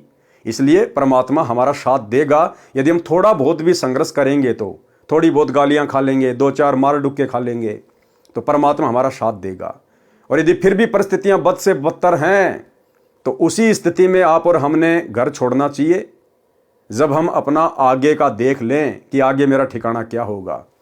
अगर किसी भगत भाई बहन के घर पे जाके बैठना है, तो अपना घर मत छोड़ना, फिर इससे अच्छा तो अपने घर में पड़े रहना फिर, क्योंकि भगत का भगवान के अलावा दूसरा कोई नहीं है। भगत भी आपको 2 दिन रख लेगा, 10 दिन रख लेगा, ज्यादा से ज्यादा 1 महीना निकाल देगा। हो सकता है आपको शर्म के मारे ना बोले, लेकिन उसके अंदर फिर वही बातें चलना शुरू हो जाएंगी कि मैंने तो आफत मोल ले ली, मैंने इसको नहीं बुलाना चाहिए था। तो हम किसी और की आत्मा दुखी करें, किसी और की भक्ति में भंग डालें। इससे अच्छा मीराबाई की तरह, ध्रुव की तरह, प्रहलाद की तरह, हमारे परमात्मा की तरह 2-4 थप्पड़ मुक्के खा के ही नीचे गर्दन करके घर में पड़े रह के अपनी भक्ति पे लगे रहें। भाई परमात्मा का वचन टूटता नहीं है। परमात्मा कहते हैं राम नाम रटते रहो जब तक घट में प्राण, और कभी तो दीनदयाल के भिनक पड़ेगी कान। अरे कभी तो परमात्मा आपके संघर्ष को देखते हुए आपकी सुनेगा। तो हमने संघर्ष करना है, हमने छोटी छोटी बातों पे घर छोड़कर नहीं जाना है। कुछ वर्ष के पश्चात अपने देवर के अत्याचारों से परेशान होकर घर त्याग कर वृंदावन में चली गई। वहां कबीर परमात्मा जी एक साधु के वेश में गए, ज्ञान चर्चा हुई। तब मीरा को ज्ञान हुआ कि अभी आगे की पढ़ाई शेष है। यानी केवल प्रथम मंत्र का जाप संत रविदास जी ने दे रखा था। परमात्मा कबीर जी ने सतनाम की दीक्षा दी। मीरा जी को वही रूप दिखाया जिस रूप में संत रविदास जी के साथ सत्संग में मिले थे। मीरा जी का फिर मानव जन्म अब वर्तमान के भक्ति युग में होगा। देखो क्या कह रहे हैं परमात्मा। अब ये सारे रहस्य धीरे धीरे खुलने लग जाएंगे। ये चीजें तो आप और हमारे सामने आ जा रही हैं। और ये दास पिछले 8 वर्षों से साथ संगति के वीडियो के माध्यम से आप भाई बहनों को कहता आया है कि सतयुग से लेकर वर्तमान समय तक एक भी आत्मा पूर्ण मोक्ष प्राप्त नहीं कर पाई। कोई भी सतलोक नहीं जा पाया। हाँ, जो पहले के, जो कलयुग के बिचली पीढ़ी वाले समय निकल चुके हैं अनंत बार, उनमें असंख्य आत्माएं पार हो चुकी हैं। लेकिन वर्तमान जो ये चौकड़ी चल रही है चतुर्युग की, सतयुग, त्रेता, द्वापर और वर्तमान समय, और इन वर्षों में, लाखों वर्षों में परमेश्वर ने जितनी भी आत्माओं को प्रकट होकर अपनी शरण में लिया है, जिन बड़े बड़े महापुरुषों का, भक्तों का हम नाम सुनते हैं, 64 लाख भगत परमात्मा के 650 साल पहले हुए थे, अभी तक उनमें से एक भी आत्मा पार नहीं हो पाई, एक भी आत्मा। क्योंकि पार होने का समय तो ये है वर्तमान का। तो अब देखो गुरुदेव भगवान सात संगति की प्रत्येक बातों का समर्थन करते जा रहे हैं, प्रत्येक बातों का। मीराबाई का भी पूर्ण मोक्ष नहीं हुआ अभी तक। क्या कह रहे हैं गुरुदेव? मीरा जी का फिर मानव जन्म अब वर्तमान के भक्ति युग में होगा, इस कलयुग की बिचली पीढ़ी में होगा। भाई और बहनों, कुछ दिन पहले सात संगति में एक बहन आई थी हरियाणा से, जो अपने आप को मीराबाई कहा करती थी। तो भाई और बहनों, वो नकली मीराबाई है, वो वास्तव में मीराबाई नहीं है। उसने अपने विषय में झूठ फैलाया था कि मैं मीरा की आत्मा हूं, मीरा की आत्मा हूं। गुरुदेव क्या कह रहे हैं? उसका जन्म अब होगा, अभी हुआ नहीं है, यानी अब हो चुका होगा वर्तमान में। क्योंकि गुरुदेव ने मुक्ति बोध को लिखा कब? अपने जेल जाने के बाद, यानी 2014 के बाद गुरुदेव ने मुक्ति बोध को लिखा है। तो गुरुदेव कह रहे मीरा का मानव जन्म अब भक्ति युग में होगा। अब वर्तमान में हो सकता है हो चुका होगा ये पुस्तक लिखने के बाद। अगर हो चुका होगा तो मीरा तो मुश्किल से 7 या 8 वर्ष की होगी, और जबकि वो तो 60 साल की थी।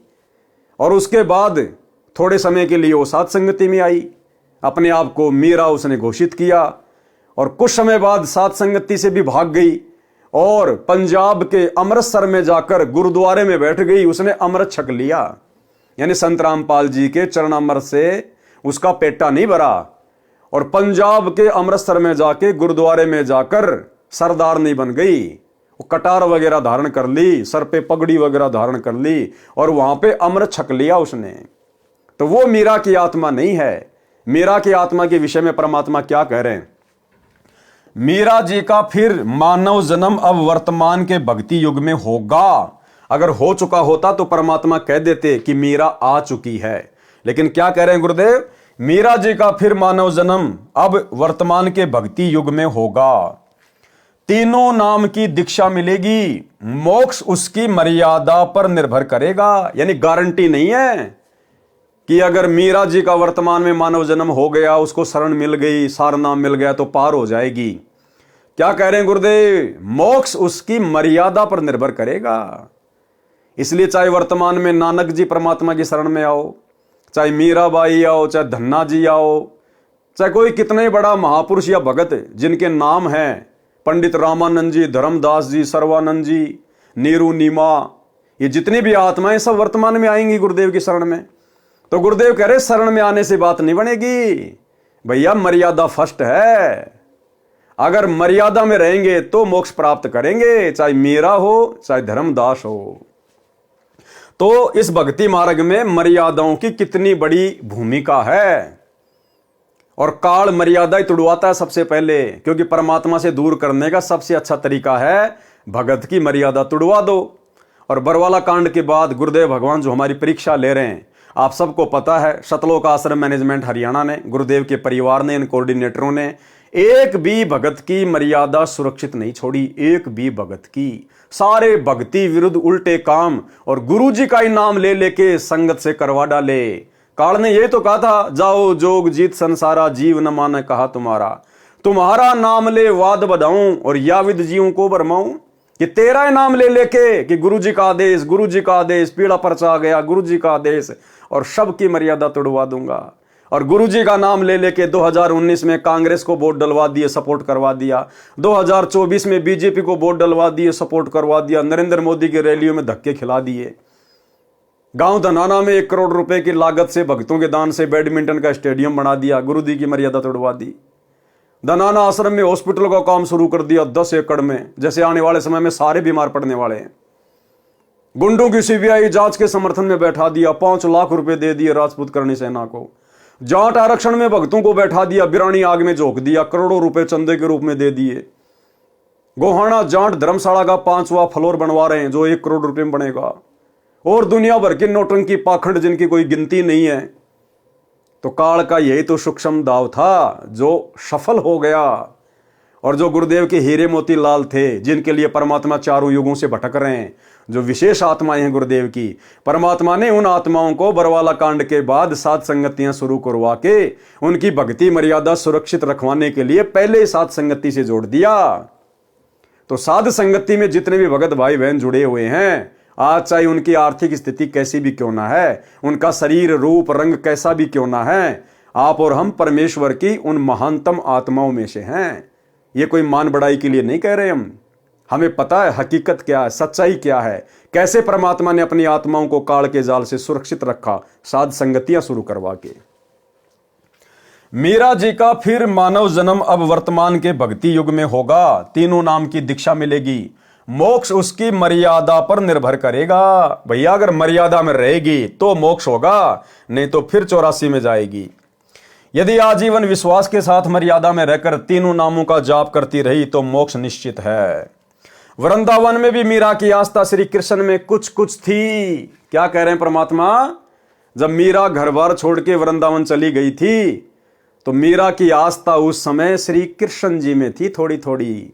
और भैया चाहे थोड़ी थोड़ी हो चाहे ज्यादा ज्यादा हो, परमात्मा कहते हैं 100 वर्ष सतगुरु की पूजा एक दिन आन उपासी, वो अपराधी आत्मा फिर पड़े काल की फांसी। तो मीरा की आस्था श्री कृष्ण जी में थोड़ी थोड़ी थी, इसलिए उसने वृंदावन में जाने का विचार किया था। जब मीराबाई राणा के अत्याचारों से तंग आकर घर त्याग गई थी तो उस क्षेत्र में अकाल मृत्यु, महामारी, अकाल दुर्भिक्ष की मार शुरू हो गई थी।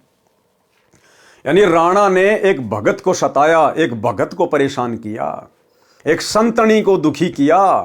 और एक भगत के दुखी करने मात्र से परमात्मा कितना नाराज होता है, कितना रुष्ट होता है।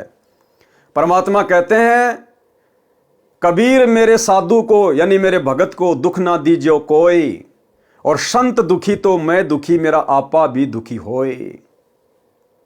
हिरणाकुश उदर उदारिया हम ही मार्या कंस, और जो सतावेगा मेरे भगत को उसका खो दूंगा वंश। तो एक भगत के दुखी होने से परमात्मा कितना दुखी होता है। और राणा की नगरी में उसके बाद महामारी फैल गई, अकाल पड़ गया, दुर्भिक्ष पड़ गया, हाहाकार मच गया। और वर्तमान में भाई और बहनों, इसीलिए दास बार बार आप भाई बहनों को सचेत करता है। अभी अगर कुछ ऐसा नहीं हो रहा है तो इसका मतलब ये नहीं कि होगा नहीं। अरे वहां तो खाली एक भगत को, मीरा को दुखी किया गया, जिस कारण से राणा की नगरी में हाहाकार मच गया, महामारी और अकाल। और यहां वर्तमान में हरियाणा में उस पूर्ण ब्रह्म परमात्मा अल्लाहों के अल्लाह सर्वेश्वर महेश्वर को, सतगुरु रामपाल जी भगवान को, इस कबीर परमात्मा को दुखी किया गया है। और 2014 बरवाला कांड के बाद से वे कहां बैठे हुए हैं। सोचिए आने वाले विनाशकारी समय में, युग परिवर्तन के दौर में हरियाणा के ऊपर क्या बीतेगी, हरियाणा के ऊपर क्या बीतेगी। और विशेषकर जहां परमात्मा निवास करते थे जिला हिसार में, वहां क्या बीतेगी। इसलिए भाइयों और बहनों, परमात्मा कहते दिल्ली मंडल पाप की भूमा। ये जो दिल्ली मंडल के अंतर्गत यानी दिल्ली के अधीन जो क्षेत्र है, इसमें ये हरियाणा पड़ता है। तो सोचिए भाइयों और बहनों, जब एक मीरा को, एक भगत को दुखी करने के कारण उस राजा की नगरी में ऐसी हाहाकार मच सकती है, तो वर्तमान में तो सम्राट को दुखी किया गया है, सम्राट को परेशान किया गया है, ना पहचान कर, जानबूझकर बकवाद करके, उनके विचार ना सुनकर, उनके सत्संग ना सुनकर, काल प्रेरणा से। तो सोचिए आने वाले समय में इस सरकार का क्या होगा, उस प्रदेश के वासियों का क्या होगा, किस किस प्रकार की आपदाएं आएंगी, आपत्तियां आएंगी।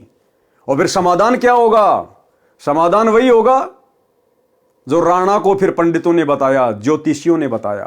क्या, जब मीराबाई राणा के अत्याचारों से तंग आकर घर त्याग कर गई, तो उस क्षेत्र में अकाल मृत्यु, महामारी, अकाल दुर्भिक्ष की मार शुरू हो गई। ज्योतिषियों ने बताया कि आपके नगर से संत रुष्ट होकर चला गया है, जिस कारण से यह उपद्रव हो रहा है। समाधान बताया कि यदि वह संत जीवित मिल जाए और वापस मनाकर, क्या, वापस मनाकर प्रसन्न करके लाया जाए, वो संत अपने आप आए, उससे बात नहीं बनेगी। उस संत को मनाकर, प्रसन्न करके, मनाना क्या होता है, प्रसन्न करना क्या होता है, पैर पकड़ पकड़ के, चरणामृत बना के, धो धो के पीकर, रो रो कर, अपने आंसुओं से उनके चरण कमल धोकर, उनको मनाकर, उनको प्रसन्न करके वापस लाया जाए, तो तुम्हारी नगरी के हालात ठीक होंगे। तो आने वाले समय में भाइयों और बहनों, जो भी हरियाणा का राजा होगा, मुख्यमंत्री होगा, जो भी भारत का राजा होगा, जो प्रधानमंत्री होगा, राष्ट्रपति होगा, हिसार जेल में जाकर उस युग परिवर्तन के समय में, हाहाकार के समय में, हिसार जेल में जाकर सतगुरु रामपाल जी के पैर पकड़कर, चरण धोकर, नाक रगड़कर, घुटने टेक कर माफी मांगने से ये हालात देश और दुनिया के सुधरेंगे। तब जाकर लोगों की सांस में सांस आएगी। ये होगा, अवश्य होगा। ये परमात्मा धरती पे है। इन हालातों में कोई सतगुरु रामपाल जी को परमात्मा मानने वाला नहीं है। दुनिया ऐश कर रही है, मौज कर रही है, दुनिया को कोई कमी नहीं है। भगवान जेल में बैठा है, भगत उनके दुखी हो रहे हैं, आधे भगत बकवाद कर रहे हैं। तो यदि इसी प्रकार से सब कुछ चलता रहा, तो ना तो इस धरती पर कलयुग में सतयुग आएगा, और ना सतगुरु रामपाल जी भगवान हिसार जेल से बाहर आने। भाई ये तो भगवान है, और भगवान ने तो अपने आप को भगवान मनवाना है। गुरुदेव ने बताया कि जीव की आदत है हार नहीं मानता, और भगवान की आदत है हार मनवा के रहता है। तो आने वाले समय में क्या बीतेगी, ये आप और हम सबकी आंखों के सामने होगा। वर्तमान में भले जो लोग गुरुदेव के सत्संगों से अपरिचित हैं, उनकी महिमा से अपरिचित हैं, वो भले इन बातों को मजाक में लें, लेकिन हकीकत यही है। जिस कल की भगवान को आजकल दुनिया यूट्यूब पे ढूंढ रही है, वो कल की भगवान हिसार जेल में बैठे हुए सतगुरु रामपाल जी परमात्मा हैं। कल्कि के दो मतलब हैं, एक होता है विष्णु का अवतार, वो तो लाखों साल बाद में आएगा, उसका तो वर्तमान में कोई लेन देन ही नहीं है। दूसरा कल्कि होता है कलयुग का भगवान, काल पर विजय प्राप्त करने वाला भगवान कल्कि। तो ये है वो कल्कि भगवान, रियल कल्कि, जो इस कलयुग में सतयुग लाएगा, युग परिवर्तन के दौर में जो देश और दुनिया बचाएगा। ये है वो कल्कि भगवान। और इस कल्कि भगवान को 2028 के आसपास, उससे पहले या उससे बाद में, मतलब जब भयंकर परिस्थितियां बदल जाएंगी, बिगड़ जाएंगी, बड़े बड़े देश भी हाथ खड़ा कर लेंगे, जो आज अपने आप को डेवलपमेंट कंट्री कह रहे हैं, हम तो विकसित देश हैं। जब उनके भी हाथ खड़े हो जाएंगे, भारत के तो बिसात ही क्या फिर। और उस समय फिर पता चलेगा कि इन परिस्थितियों में कौन सहायता कर सकता है, कौन काबू पा सकता है। इस प्रकृति के ऊपर किसका डंडा है, तब पता चलेगा कि हिसार जेल में बैठी हुई परम शक्ति है। तो उस समय इन राजनेताओं को मजबूरन घुटने टेकने पड़ेंगे, वहां मनाना पड़ेगा, प्रसन्न करना पड़ेगा। तो भाई और बहनों, आप और हमें तो दृढ़ विश्वास है, और नहीं है तो हो जाना चाहिए। हमने इस भक्ति मार्ग पर जरा भी गफलत नहीं करनी है। परिस्थितियां चाहे कैसी भी हों, कैसी भी बिगड़े, आप और हमारा तो बाढ़ भी बाका नहीं होगा अगर इसी प्रकार से गुरु मर्यादा में रहकर, अपने गुरु को इष्ट मानकर, घर को आश्रम बनाकर अगर इस भक्ति मार्ग पर लगे रहे तो। बाकी दुनिया का उस समय क्या होगा क्या नहीं होगा वो तो फिर हम अपनी आंखों से ही देखेंगे। ज्योतिषियों ने बताया कि आपके नगर से संत रुष्ट होकर चला गया है, जिस कारण से यह उपद्रव हो रहा है। समाधान बताया कि यदि वह संत जीवित मिल जाए और वापस मनाकर प्रसन्न करके लाया जाए तो वह आशीर्वाद देकर सब ठीक कर सकता है। वह आशीर्वाद देकर सब ठीक कर सकता है। और उस समय भी भाई और बहनों, मीरा ने कुछ भी ठीक नहीं करना था। मीरा तो भगत थी, आशीर्वाद देने का तो कोई सवाल ही पैदा नहीं था। उस समय भी परमात्मा ने ही ठीक करना था, इसी कबीर परमेश्वर ने ठीक करना था। अगर मीरा वापस भी आ जाती तो। राणा ने अपने सभापतियों से प्रश्न किया कि ऐसा कौन संत था जो रुष्ट होकर चला गया, क्योंकि मीरा का देवर मीरा को कोई भगत थोड़ी मानता था। तो उसने कहा कि ऐसा कौन संत था जो रुष्ट होकर चला गया।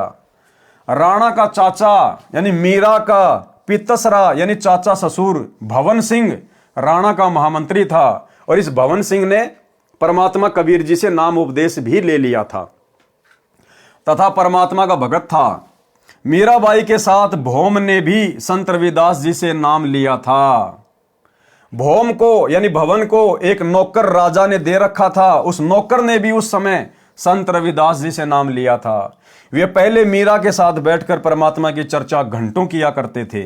भवन मीरा को बेटी की तरह तथा साध्वी की तरह सम्मान देता था, परंतु अत्याचारी भतीजे राजा से डरता था। मीरा को सांत्वना देता था कि भक्तों का भगवान रक्षक है। मीरा के चले जाने के पश्चात भवन तथा नौकर बहुत रोते थे, याद करते थे। भौम ने राजा को बताया कि मीरा संत थी। उस राणा को मीरा के चाचा ससुर भवन ने बताया कि मीरा संत थी, वह चली गई, इस कारण से यह सब अनिष्ट हो रहा है। राणा ने कहा कि उसे कौन ला सकता है। अब देखो, फिर भी अहंकार, फिर भी घमंड, फिर भी अहंकार, फिर भी घमंड। वो राणा खुद जाने को तैयार नहीं हुआ। अगर वो सैनिक या कोई और राणा के आदेश से मीरा को ले भी आते तो भी परमात्मा दया नहीं बख्शता, क्योंकि मैन अत्याचारी कौन था जिसके अत्याचार से दुखी होकर मीरा वृंदावन गई थी, उसको जाना पड़ेगा, उस राजा को, उस राणा को जाना पड़ेगा। लेकिन वो शेर तो आदेश दे रहा कि कौन ला सकता है मीरा को, यानी अभी उसको आवश्यकता नहीं थी, अभी वो दुखी नहीं था, जनता दुखी हो रही थी। राणा ने कहा कि उसे कौन ला सकता है, मैं कभी उसे कष्ट नहीं दूंगा, प्रतिज्ञा करता हूं। 2 सिपाही जो मीरा की निगरानी के लिए छोड़ रखे थे, मीरा के साथ छाया की तरह साथ रहने का आदेश राणा ने दे रखा था। मीरा की प्रत्येक गतिविधि पर नजर रखने को कहा था। दोनों मीराबाई से ज्ञान चर्चा सुना करते थे, उसके कष्ट में रोया करते थे, कहते थे कि बहन विश्वास रखो, परमात्मा सब देख रहा है। मीरा के अचानक चले जाने से उसकी दशा भी खराब थी, घंटों रोते थे। उन दोनों ने खड़ा होकर सभा में कहा कि हम मीरा को लौटा ला सकते हैं यदि जिंदा मिल गई तो। राजा ने कहा कि यदि नहीं आई तो क्या करोगे? वे बोले कि हम भी लौट कर नहीं आएंगे।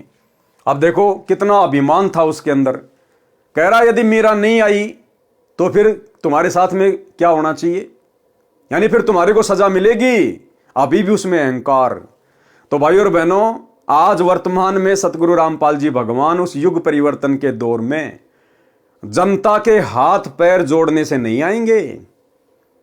जो मुख्य लोग हैं, जो देश की व्यवस्था को संभालते हैं, जो राजा लोग हैं, मंत्री प्रधानमंत्री हैं, वो जब जाएंगे रोएंगे, गिड़गिड़ाएंगे।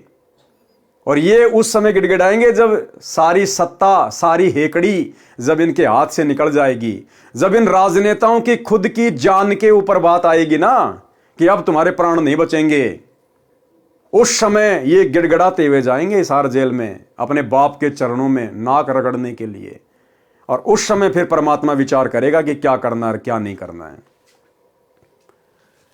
उन दोनों ने खड़ा होकर सभा में कहा कि हम मीरा को लौटा ला सकते हैं यदि जिंदा मिल गई तो। राजा ने कहा कि यदि नहीं आई तो क्या करोगे?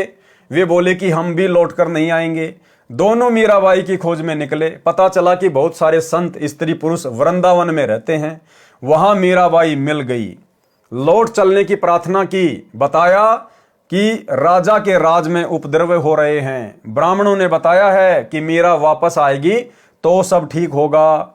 राणा ने कहा है कि आगे से मीरा को कोई कष्ट नहीं दूंगा, आप चलो। मीरा ने कहा कि भाई अब नहीं जाऊंगी। उन्होंने कहा कि यदि आप नहीं चलोगी तो हम प्रतिज्ञा करके आए हैं कि यदि मीरा जीवित मिल गई तो हमारी बात को मान लेगी। राणा ने कहा कि यदि नहीं आई तो क्या करोगे? हमने कहा है कि हम भी नहीं आएंगे। बहन जी, हमारे परिवार की ओर देखकर चलो। मीराबाई बोली कि यदि मैं संसार छोड़कर गई होती तो भी तो लौट जाते। सिपाहियों ने कहा कि फिर तो लौटना ही था। उसी समय मीरा ने एक तारा वाला यंत्र उठाया, परमात्मा की स्तुति करने लगी। आंखों से प्रेम के आंसू बहने लगे। उसी समय श्री कृष्ण जी की मूर्ति में समा गई। अब श्री कृष्ण जी की मूर्ति में समाने वाली भाई और बहनों उस समय मीरा नहीं थी। अरे मीरा तो एक भगत थी बेचारी। मीरा तो एक भगत थी, उसमें कोई रिद्धि सिद्धि थोड़ी थी, कोई जंत्र मंत्र थोड़े जानती थी वो। उस समय कबीर परमात्मा सतगुरु रामपाल जी भगवान मीरा के रूप में बैठे हुए थे। मालिक अंतर्यामी, उनको पता था कि सैनिक आ रहे हैं और परमात्मा ने उस समय वो लीला घटित करनी थी। यानी आज आप और हमें ये विश्वास दिलाना था कि मीरा की आस्था, मीरा की श्रद्धा परमात्मा से उपदेश लेने के बाद भी थोड़ी थोड़ी श्री कृष्ण जी में थी। अन्यथा अगर मीरा भी मान लो अगर रिद्धि सिद्धि वाली हो गई थी और यदि उसने अपनी मर्यादा तोड़ दी और जादू जंत्र करके अगर श्री कृष्ण जी की मूर्ति में समा गई तो इससे भी यही सिद्ध होता है कि मीरा कबीर परमात्मा के उपदेश को फॉलो नहीं कर पाई, उनके ज्ञान को अच्छे से नहीं समझ पाई। मीरा की आस्था श्री कृष्ण जी से हट नहीं पाई। अन्यथा श्री कृष्ण जी की मूर्ति में समाने का क्या मतलब था? अपने परमात्मा का वैसे ध्यान करती रहती, जमीन में समा जाती। श्री कृष्ण जी की मूर्ति में समाने का क्या मतलब था? यानी गुरुदेव भगवान आप और हमारी आंखें खोलने के लिए कि मीरा कितनी अच्छी आत्मा थी, कितना संघर्ष किया, परमात्मा उसके कितना साथ थे। लेकिन परमात्मा भी उस समय फेल हो जाता है जब ये जीव जरा सी भी आस्था अपने गुरु से हटाकर, अपने परमात्मा से हटाकर किसी अन्य देव में लगा लेता है। 100 वर्ष सतगुरु की पूजा एक दिन आन उपासी, वो अपराधी आत्मा फिर पड़े काल की फांसी। तो आप और हमारे लिए शिक्षा है, एक उदाहरण पेश किया गुरुदेव ने मीरा का रूप बना के और उस मूर्ति में समाकर। क्योंकि मीरा की श्री कृष्ण में आस्था समझो मूर्ति में समा गई, बात एक ही है। तो आप और हमें शिक्षा देना चाह रहे हैं गुरुदेव भगवान की, वर्तमान में तुम मीरा जितनी भी गलती मत कर देना। जहां आशा तहां बाशा होई, मन कर्म वचन सुमरियो सोई। अगर ये भक्ति करते करते इस कलयुग की पिछली पीढ़ी में अगर तुम्हारी अपने गुरु के अलावा किसी अन्य में जरा सी भी आस्था रह गई, जैसे आज सतलोक आश्रमों से जुड़े हुए 90% भगत भाई बहनों की थोड़ी सी नहीं, आधी नहीं, पूरी की पूरी आस्था उस दाढ़ी मूंछ वाली कबीर जी की समझे जाने वाली नकली फोटो में है। यानी वही बात है भाई और बहनों, जहां से परमात्मा ने उठाया था संगत वहीं जाके खड़ी हो गई। पहले देवी देवताओं को छोड़ने को तैयार नहीं थी, अब उस दाढ़ी मूंछ वाले कबीर जी की मुर्दा फोटो को छोड़ने को तैयार नहीं है। अब क्या करे भगवान? परमात्मा समझा सकता है, रो सकता है, प्रमाण दे सकता है, सीना फाड़ के नहीं दिखाएगा कि मैं कबीर हूं तुम्हारा गुरु। तो ये तो हमने तत्व ज्ञान को आधार बनाकर ही समझना पड़ेगा। तो आप और हमारा सौभाग्य साथ संगति से जुड़े हुए भाई बहनों का, जो परमात्मा ने आस्था और श्रद्धा का नामो निशानी खत्म कर दिया किसी अन्य देव में, महादेव में, और वो दाढ़ी मूंछ वाली कबीर जी की फोटो को परमात्मा ने हम सभी सत्सेवकों में प्रेरणा करके टूक टूक करवा दिया, फड़वा दिया, सोशल मीडिया पर वीडियो बनवा दिए दूसरे लोगों को भी संदेश देने के लिए। तो ये साथ संगति गुरुदेव भगवान का विशेष मिशन है, 13वां यथार्थ कबीर पंथ है। उसी समय मीरा जी ने एक तार वाला यंत्र उठाया, परमात्मा की स्तुति करने लगी, आंखों से प्रेम के आंसू बहने लगे। उसी समय श्री कृष्ण जी की मूर्ति में समा गई। दोनों नौकरों ने लौटकर राणा को सभा में बताया। उस समय राजा अपने महामंत्री भवन के साथ शिकार खेलने जाने वाले थे। भौम तलवार तीर लेकर तैयार था। उसके घोड़े को भगत नौकर पकड़कर खड़ा था। यानी जो भगत था, वो जो नौकर था वो भगत बन गया था। वो भवन के घोड़े को पकड़ के खड़ा था। भवन मंत्री सभा में बैठा था। नौकरों से राजा ने प्रश्न किया कि मिली मीरा? नौकरों ने कहा कि मिली थी, मना कर दिया। भगवान की मूर्ति में समा गई। राजा अहंकारी था। उसने कहा कि बाहर जाकर चरित्रहीन हो गई होगी, मुसलमान खत्म कर लिया होगा, इसलिए धरती में गड़ गई। जब जानता वो संत थी, ऊपर आकाश में स्वर्ग में जाती। उस अहंकारी राजा ने और परमात्मा की प्यारी आत्मा के विषय में, मीरा के विषय में क्या कुशब्द कहे कि जब जानता वो भगत थी, जब ऊपर आकाश में जाती स्वर्ग में, जमीन में गड़ गई, कोई मुसलमान खत्म कर लिया होगा। यानी टोंट कसा, व्यंग कसा कि उस समय मानता कि वो संत थी, भगत थी, जब ऊपर उड़ के जाती। अब भाई और बहनों, परमात्मा फिर अपने भगत की बेइज्जती सहन नहीं कर सकता। उसी समय परमात्मा भवन के रूप में प्रकट हो गए। वहां पर मीराबाई के चाचा के रूप में, भवन के रूप में परमात्मा प्रकट हो गए। उस भवन को नहीं पता चला कि मैं कौन हूं और अब मेरे रूप में सारा खेल कौन खेलने वाला है। तब जानता वो संत थी, जब ऊपर आकाश में स्वर्ग में जाती। उस समय भवन भगत खड़ा हुआ और बोला, हे अपराधी। अब हमने पहले क्या पढ़ा? वो तो बहुत डरता था वो अपने भतीजे से। वो जो भवन था, महामंत्री था उसका, वो अपने भतीजे से डरता था। लेकिन उस समय क्या हुआ? तुरंत खड़ा हुआ बड़ी सभा में और क्या कहा अपने भतीजे को कि हे अपराधी। उस समय भाई और बहनों, वो सारी भूमिका, वो सारा रोल कबीर परमात्मा सतगुरु रामपाल जी भगवान ने अपने हाथ में ले लिया। जिस प्रकार आपने कबीर सागर के सरलार्थ में पढ़ा कि हनुमान जी द्रोणागिरी पहाड़ को उठाकर लंका ले गए। गुरुदेव ने क्या बताया? वो उठाता हुआ हनुमान दिखाई दे रहा था, लेकिन सूक्ष्म रूप में हनुमान जी के हाथों के नीचे हाथ किसने दिए? इसी कबीर परमात्मा सतगुरु रामपाल जी भगवान ने। तो इसी प्रकार वो बोलता हुआ तो भवन दिखाई दे रहा था, लेकिन उस समय वो रोल कबीर परमात्मा सतगुरु रामपाल जी ने अपने हाथ में ले लिया। उसी समय भवन भगत खड़ा हुआ और बोला, हे अपराधी, उस देवी के लिए ऐसे कटे जले शब्द ना बोल। यदि वह ऊपर चली जाती तो भी तूने नहीं मानना था। तेरा पाप नहीं मानने देता। मैं जा रहा हूं स्वर्ग में, देख ले। भौम सबके सामने घोड़े पर सवार हो गया, तलवार भी हाथ में थी। घोड़ा ऊपर को उठने लगा तो नौकर रोने लगा कि मालिक, मैं कैसे अकेला इस अन्यायी के राज्य में रह सकूंगा, मुझे भी साथ ले चलो। यूं कहते कहते नौकर भगत ने घोड़े की पूंछ पकड़ ली, वह भी घोड़े से लटक कर ऊपर चल दिया। घोड़े, जूतों व गुलाम सहित भवन स्वर्ग गया। ये सारा खेल कबीर भगवान का, कबीर परमात्मा का। ये सारा खेल भाई और बहनों पूज्य गुरुदेव भगवान का। अब आगे आपको पता चलेगा कि भवन बेचारा कितना दिल का कमजोर था और कितना भय मानता था अपने भतीजे से। और भवन कैसे घोड़े पे चढ़कर स्वर्ग चला जाएगा? और क्यों जाएगा भाई भवन स्वर्ग में? वो स्वर्ग की भक्ति कर रहा था क्या? वो तो कबीर परमात्मा की भक्ति कर रहा था। हमारे को तो स्वर्ग में जाना ही नहीं। लेकिन परमात्मा ने यहां फिर यह साबित किया मीराबाई की तरह कि भवन की आस्था भी स्वर्ग में थी, उसकी आस्था भी श्री विष्णु जी में थी। भले नाम रविदास जी से ले रखा था, भले मंत्र ये वाले जाप करता था, लेकिन आस्था मूल ज्ञान के अभाव में, भक्ति के कंप्लीट कोर्स के अभाव में उन आत्माओं की आस्था अपने उन्हीं इष्ट देव में रही। कोई श्री कृष्ण जी को मानता, कोई शंकर को मानता, कोई माता जी को मानता। इसलिए परमात्मा ने आप और हमें शिक्षा देने के लिए ये उदाहरण पेश किया कि उनकी आस्था पूर्णतया परमात्मा में नहीं बनी थी और जिसको टारगेट मान के वो भक्ति कर रहे थे, परमात्मा ने वहीं उनको पहुंचा दिया स्वर्ग में।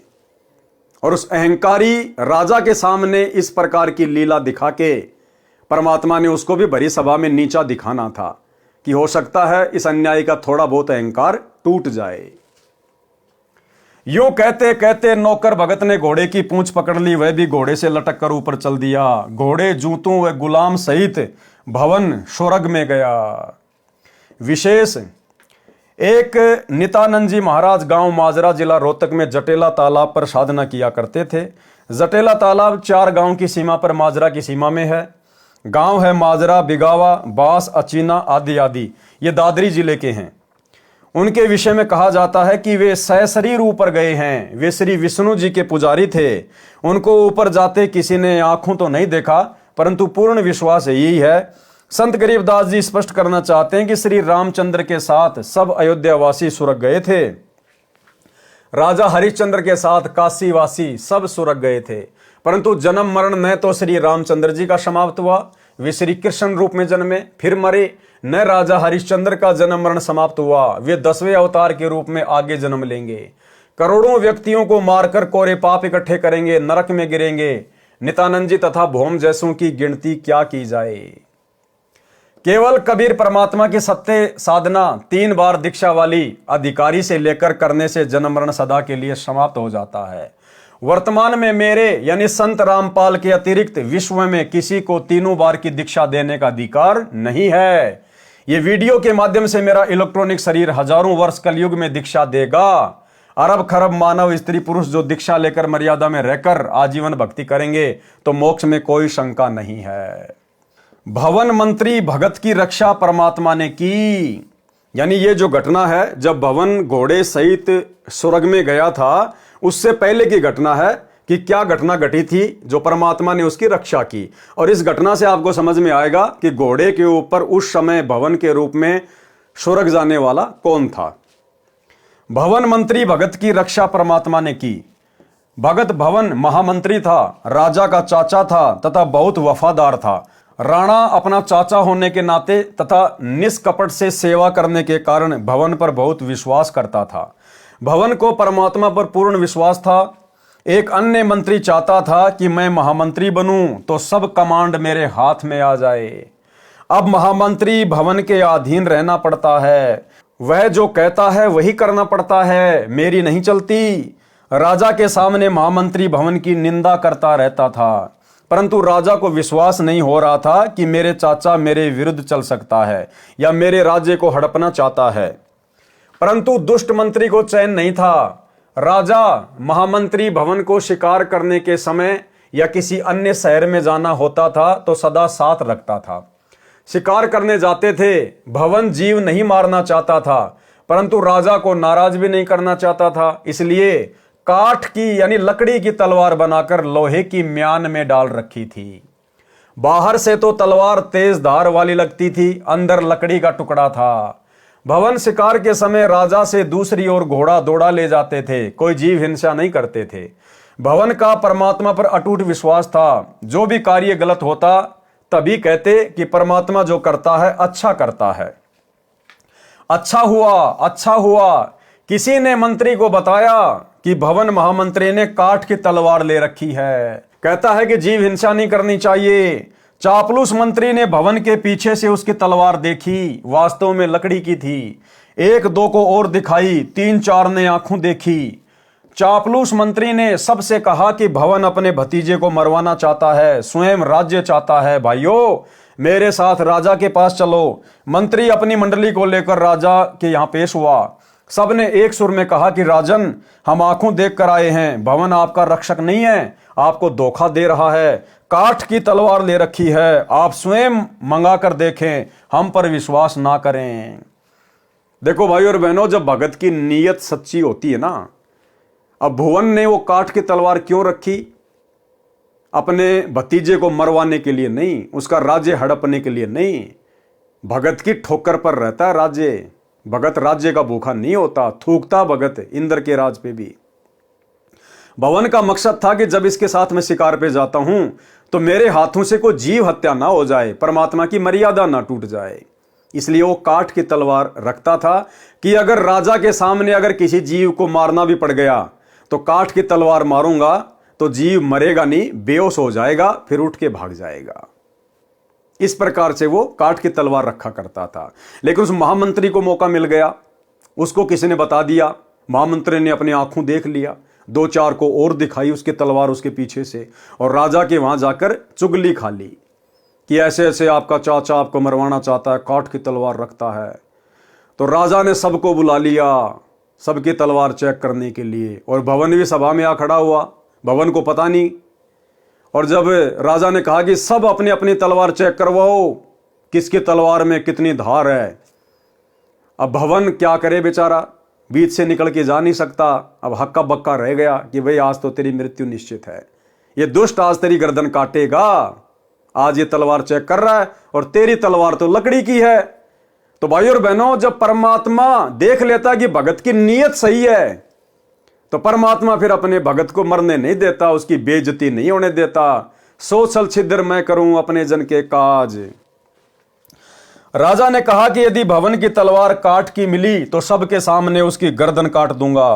राजा ने सब मंत्री तथा महामंत्रियों को आदेश दिया कि दूसरे शहर में जाना है। सब अपने अपने अस्त्र शस्त्र लगाकर आधे घंटे में तैयार होकर ड्योढ़ी द्वार पर हाजिर हो।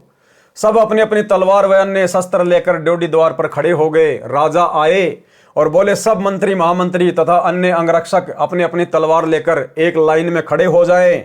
ऐसे ही हो गया। राजा प्रत्येक के पास जाकर कहे कि अपनी तलवार की धार चेक कराओ, तुमने धार ठीक से बनवा रखी है कि नहीं। यानी डायरेक्ट तो अपने चाचा को कह नहीं सकता, तो उसने ये बहाना बनाया। सबकी तलवार लोहे की थी। जब भवन का नंबर आया तो भवन को लग रहा था कि चंद मिनटों का जीवन शेष है, परमात्मा को याद कर लूं। भवन ने देखा कि आज बात बिगड़ गई है, अब ये दुष्ट तेरी गर्दन काटेगा। तेरा तो थोड़े बहुत समय का जीवन है, जब तक नंबर तेरा नहीं आता तलवार चेक करने का। और आंखें बंद करके अपने भगवान को याद करने लग गया। अब सोचो भाई और बहनों, अरे जो भवन घोड़े सहित, नौकर सहित और अपनी रिद्धि सिद्धि शक्ति से स्वर्ग में जा सकता है उड़ के, क्या वो काठ की तलवार को लोहे की नहीं बना सकता था अपनी रिद्धि सिद्धि से? तो अब आपको समझ में आ जाना चाहिए भाई और बहनों कि उस समय भवन के रूप में वो लीला किसने की थी, घोड़े पर बैठकर स्वर्ग जाने की। राजा प्रत्येक के पास जाकर कहा कि तलवार की धार चेक कराओ, तुमने धार ठीक से बनवा रखी है या नहीं। सबकी तलवार लोहे की थी। जब भवन का नंबर आया तो भवन को लग रहा था कि चंद मिनटों का जीवन शेष है, परमात्मा को याद कर लूं। भवन परमात्मा का नाम जो गुरुजी से ले रखा था जाप करने लगा। आप और हमें एक और शिक्षा दे रहे हैं गुरुदेव भगवान, जब कभी कभार तुम्हारे सामने भी इस प्रकार की परिस्थिति पैदा हो जाए, तुम्हारे को कुछ भी समझ में ना आए, तो उस समय फिर अपनी तिगड़मबाजी को छोड़कर अपना दिमाग इधर उधर दौड़ाने के बजाय और जो सुमरण दे रखा है गुरुदेव भगवान ने, अपने परमात्मा में ध्यान लगा देना चाहिए। कोई विशेष संकट आता दिखाई दे, कोई परेशानी दिखाई दे, तो उस समय सुमरण ही हमारा हथियार होना चाहिए, सुमरण ही हमारा सहारा होना चाहिए। फिर परमात्मा आपत्ति को टाल देता है। भवन परमात्मा का नाम जो गुरुजी से ले रखा था जाप करने लगा। राजा ने कहा कि महामंत्री तलवार म्यान से निकाल। भवन को पता ही नहीं चला कि कब तलवार म्यान से बाहर निकली, वह तो अंतिम श्वास ले रहा था। अब भवन के तो होश उड़ गए, उसको तो पता ही नहीं, परमात्मा ने उसको निष्क्रिय कर दिया। जैसे रामचंद्र जी के पास गए परमात्मा रावण के साथ युद्ध वाले क्षेत्र में, तो रामचंद्र जी को पता नहीं परमात्मा ने कहां खड़ा कर दिया, गुप्त अदृश्य कर दिया। और रामचंद्र के रूप में फिर तीर किसने मारा? कबीर परमात्मा ने रावण की नाभि में, और नाम हो गया रामचंद्र का। तो ठीक इसी प्रकार जब भवन का नंबर आया तो भवन ने देखा भैया बस तेरा लास्ट समय आ गया, गुरुजी को याद कर ले। वो तो अपना सुमरण में ध्यान लगा लिया, परमात्मा ने उसकी बुद्धि ऑफ कर दी, उसको तो कुछ नहीं पता क्या हो रहा है क्या नहीं हो रहा है। और उस समय वो दुनिया को भवन दिखाई दे रहा था, लेकिन उसी समय सूक्ष्म रूप में परमात्मा आ गए और तलवार निकाली। भवन को नहीं पता कब तलवार निकल गई, कब चेक हो गई। और जैसे ही तलवार निकाली परमात्मा ने भवन का रूप बना के, वो तलवार स्टेनलेस स्टील की, जितने भी लोग थे सबसे ज्यादा चमकदार बिजली की तरह यूं चमक रही तलवार। सब लोग हक्का बक्का रह गए, अरे इसके पास में ऐसी गजब की तलवार कहां से आ गई, अभी तो हमने अपनी आंखों से देखा था लकड़ी की तलवार थी। तो ऐसे खेल खेलता भाई और बहनों परमात्मा अपने भगत के लिए। क्या कह रहे हैं परमात्मा? राजा ने कहा कि महामंत्री तलवार म्यान से बाहर निकाल। भवन को पता ही नहीं चला कि कब तलवार म्यान से बाहर निकल गई। वह तो अंतिम श्वास ले रहा था। ज्यों ही भवन ने पूरे वेग के साथ तलवार म्यान से बाहर निकाली तो तलवार लोहे की थी। उसकी चमक आंखों को ऐसे लग रही थी जैसे आकाशीय बिजली का चमका लगा हो। देखने वाले जो आंखों देख चुके थे कि भवन की तलवार लकड़ी की थी, उनको अपनी आंखों पर भरोसा नहीं हो रहा था। इस घटना के पश्चात भवन की आस्था परमात्मा में पूर्ण रूप से दृढ़ हो गई, परंतु दुष्ट मंत्री बाज नहीं आया।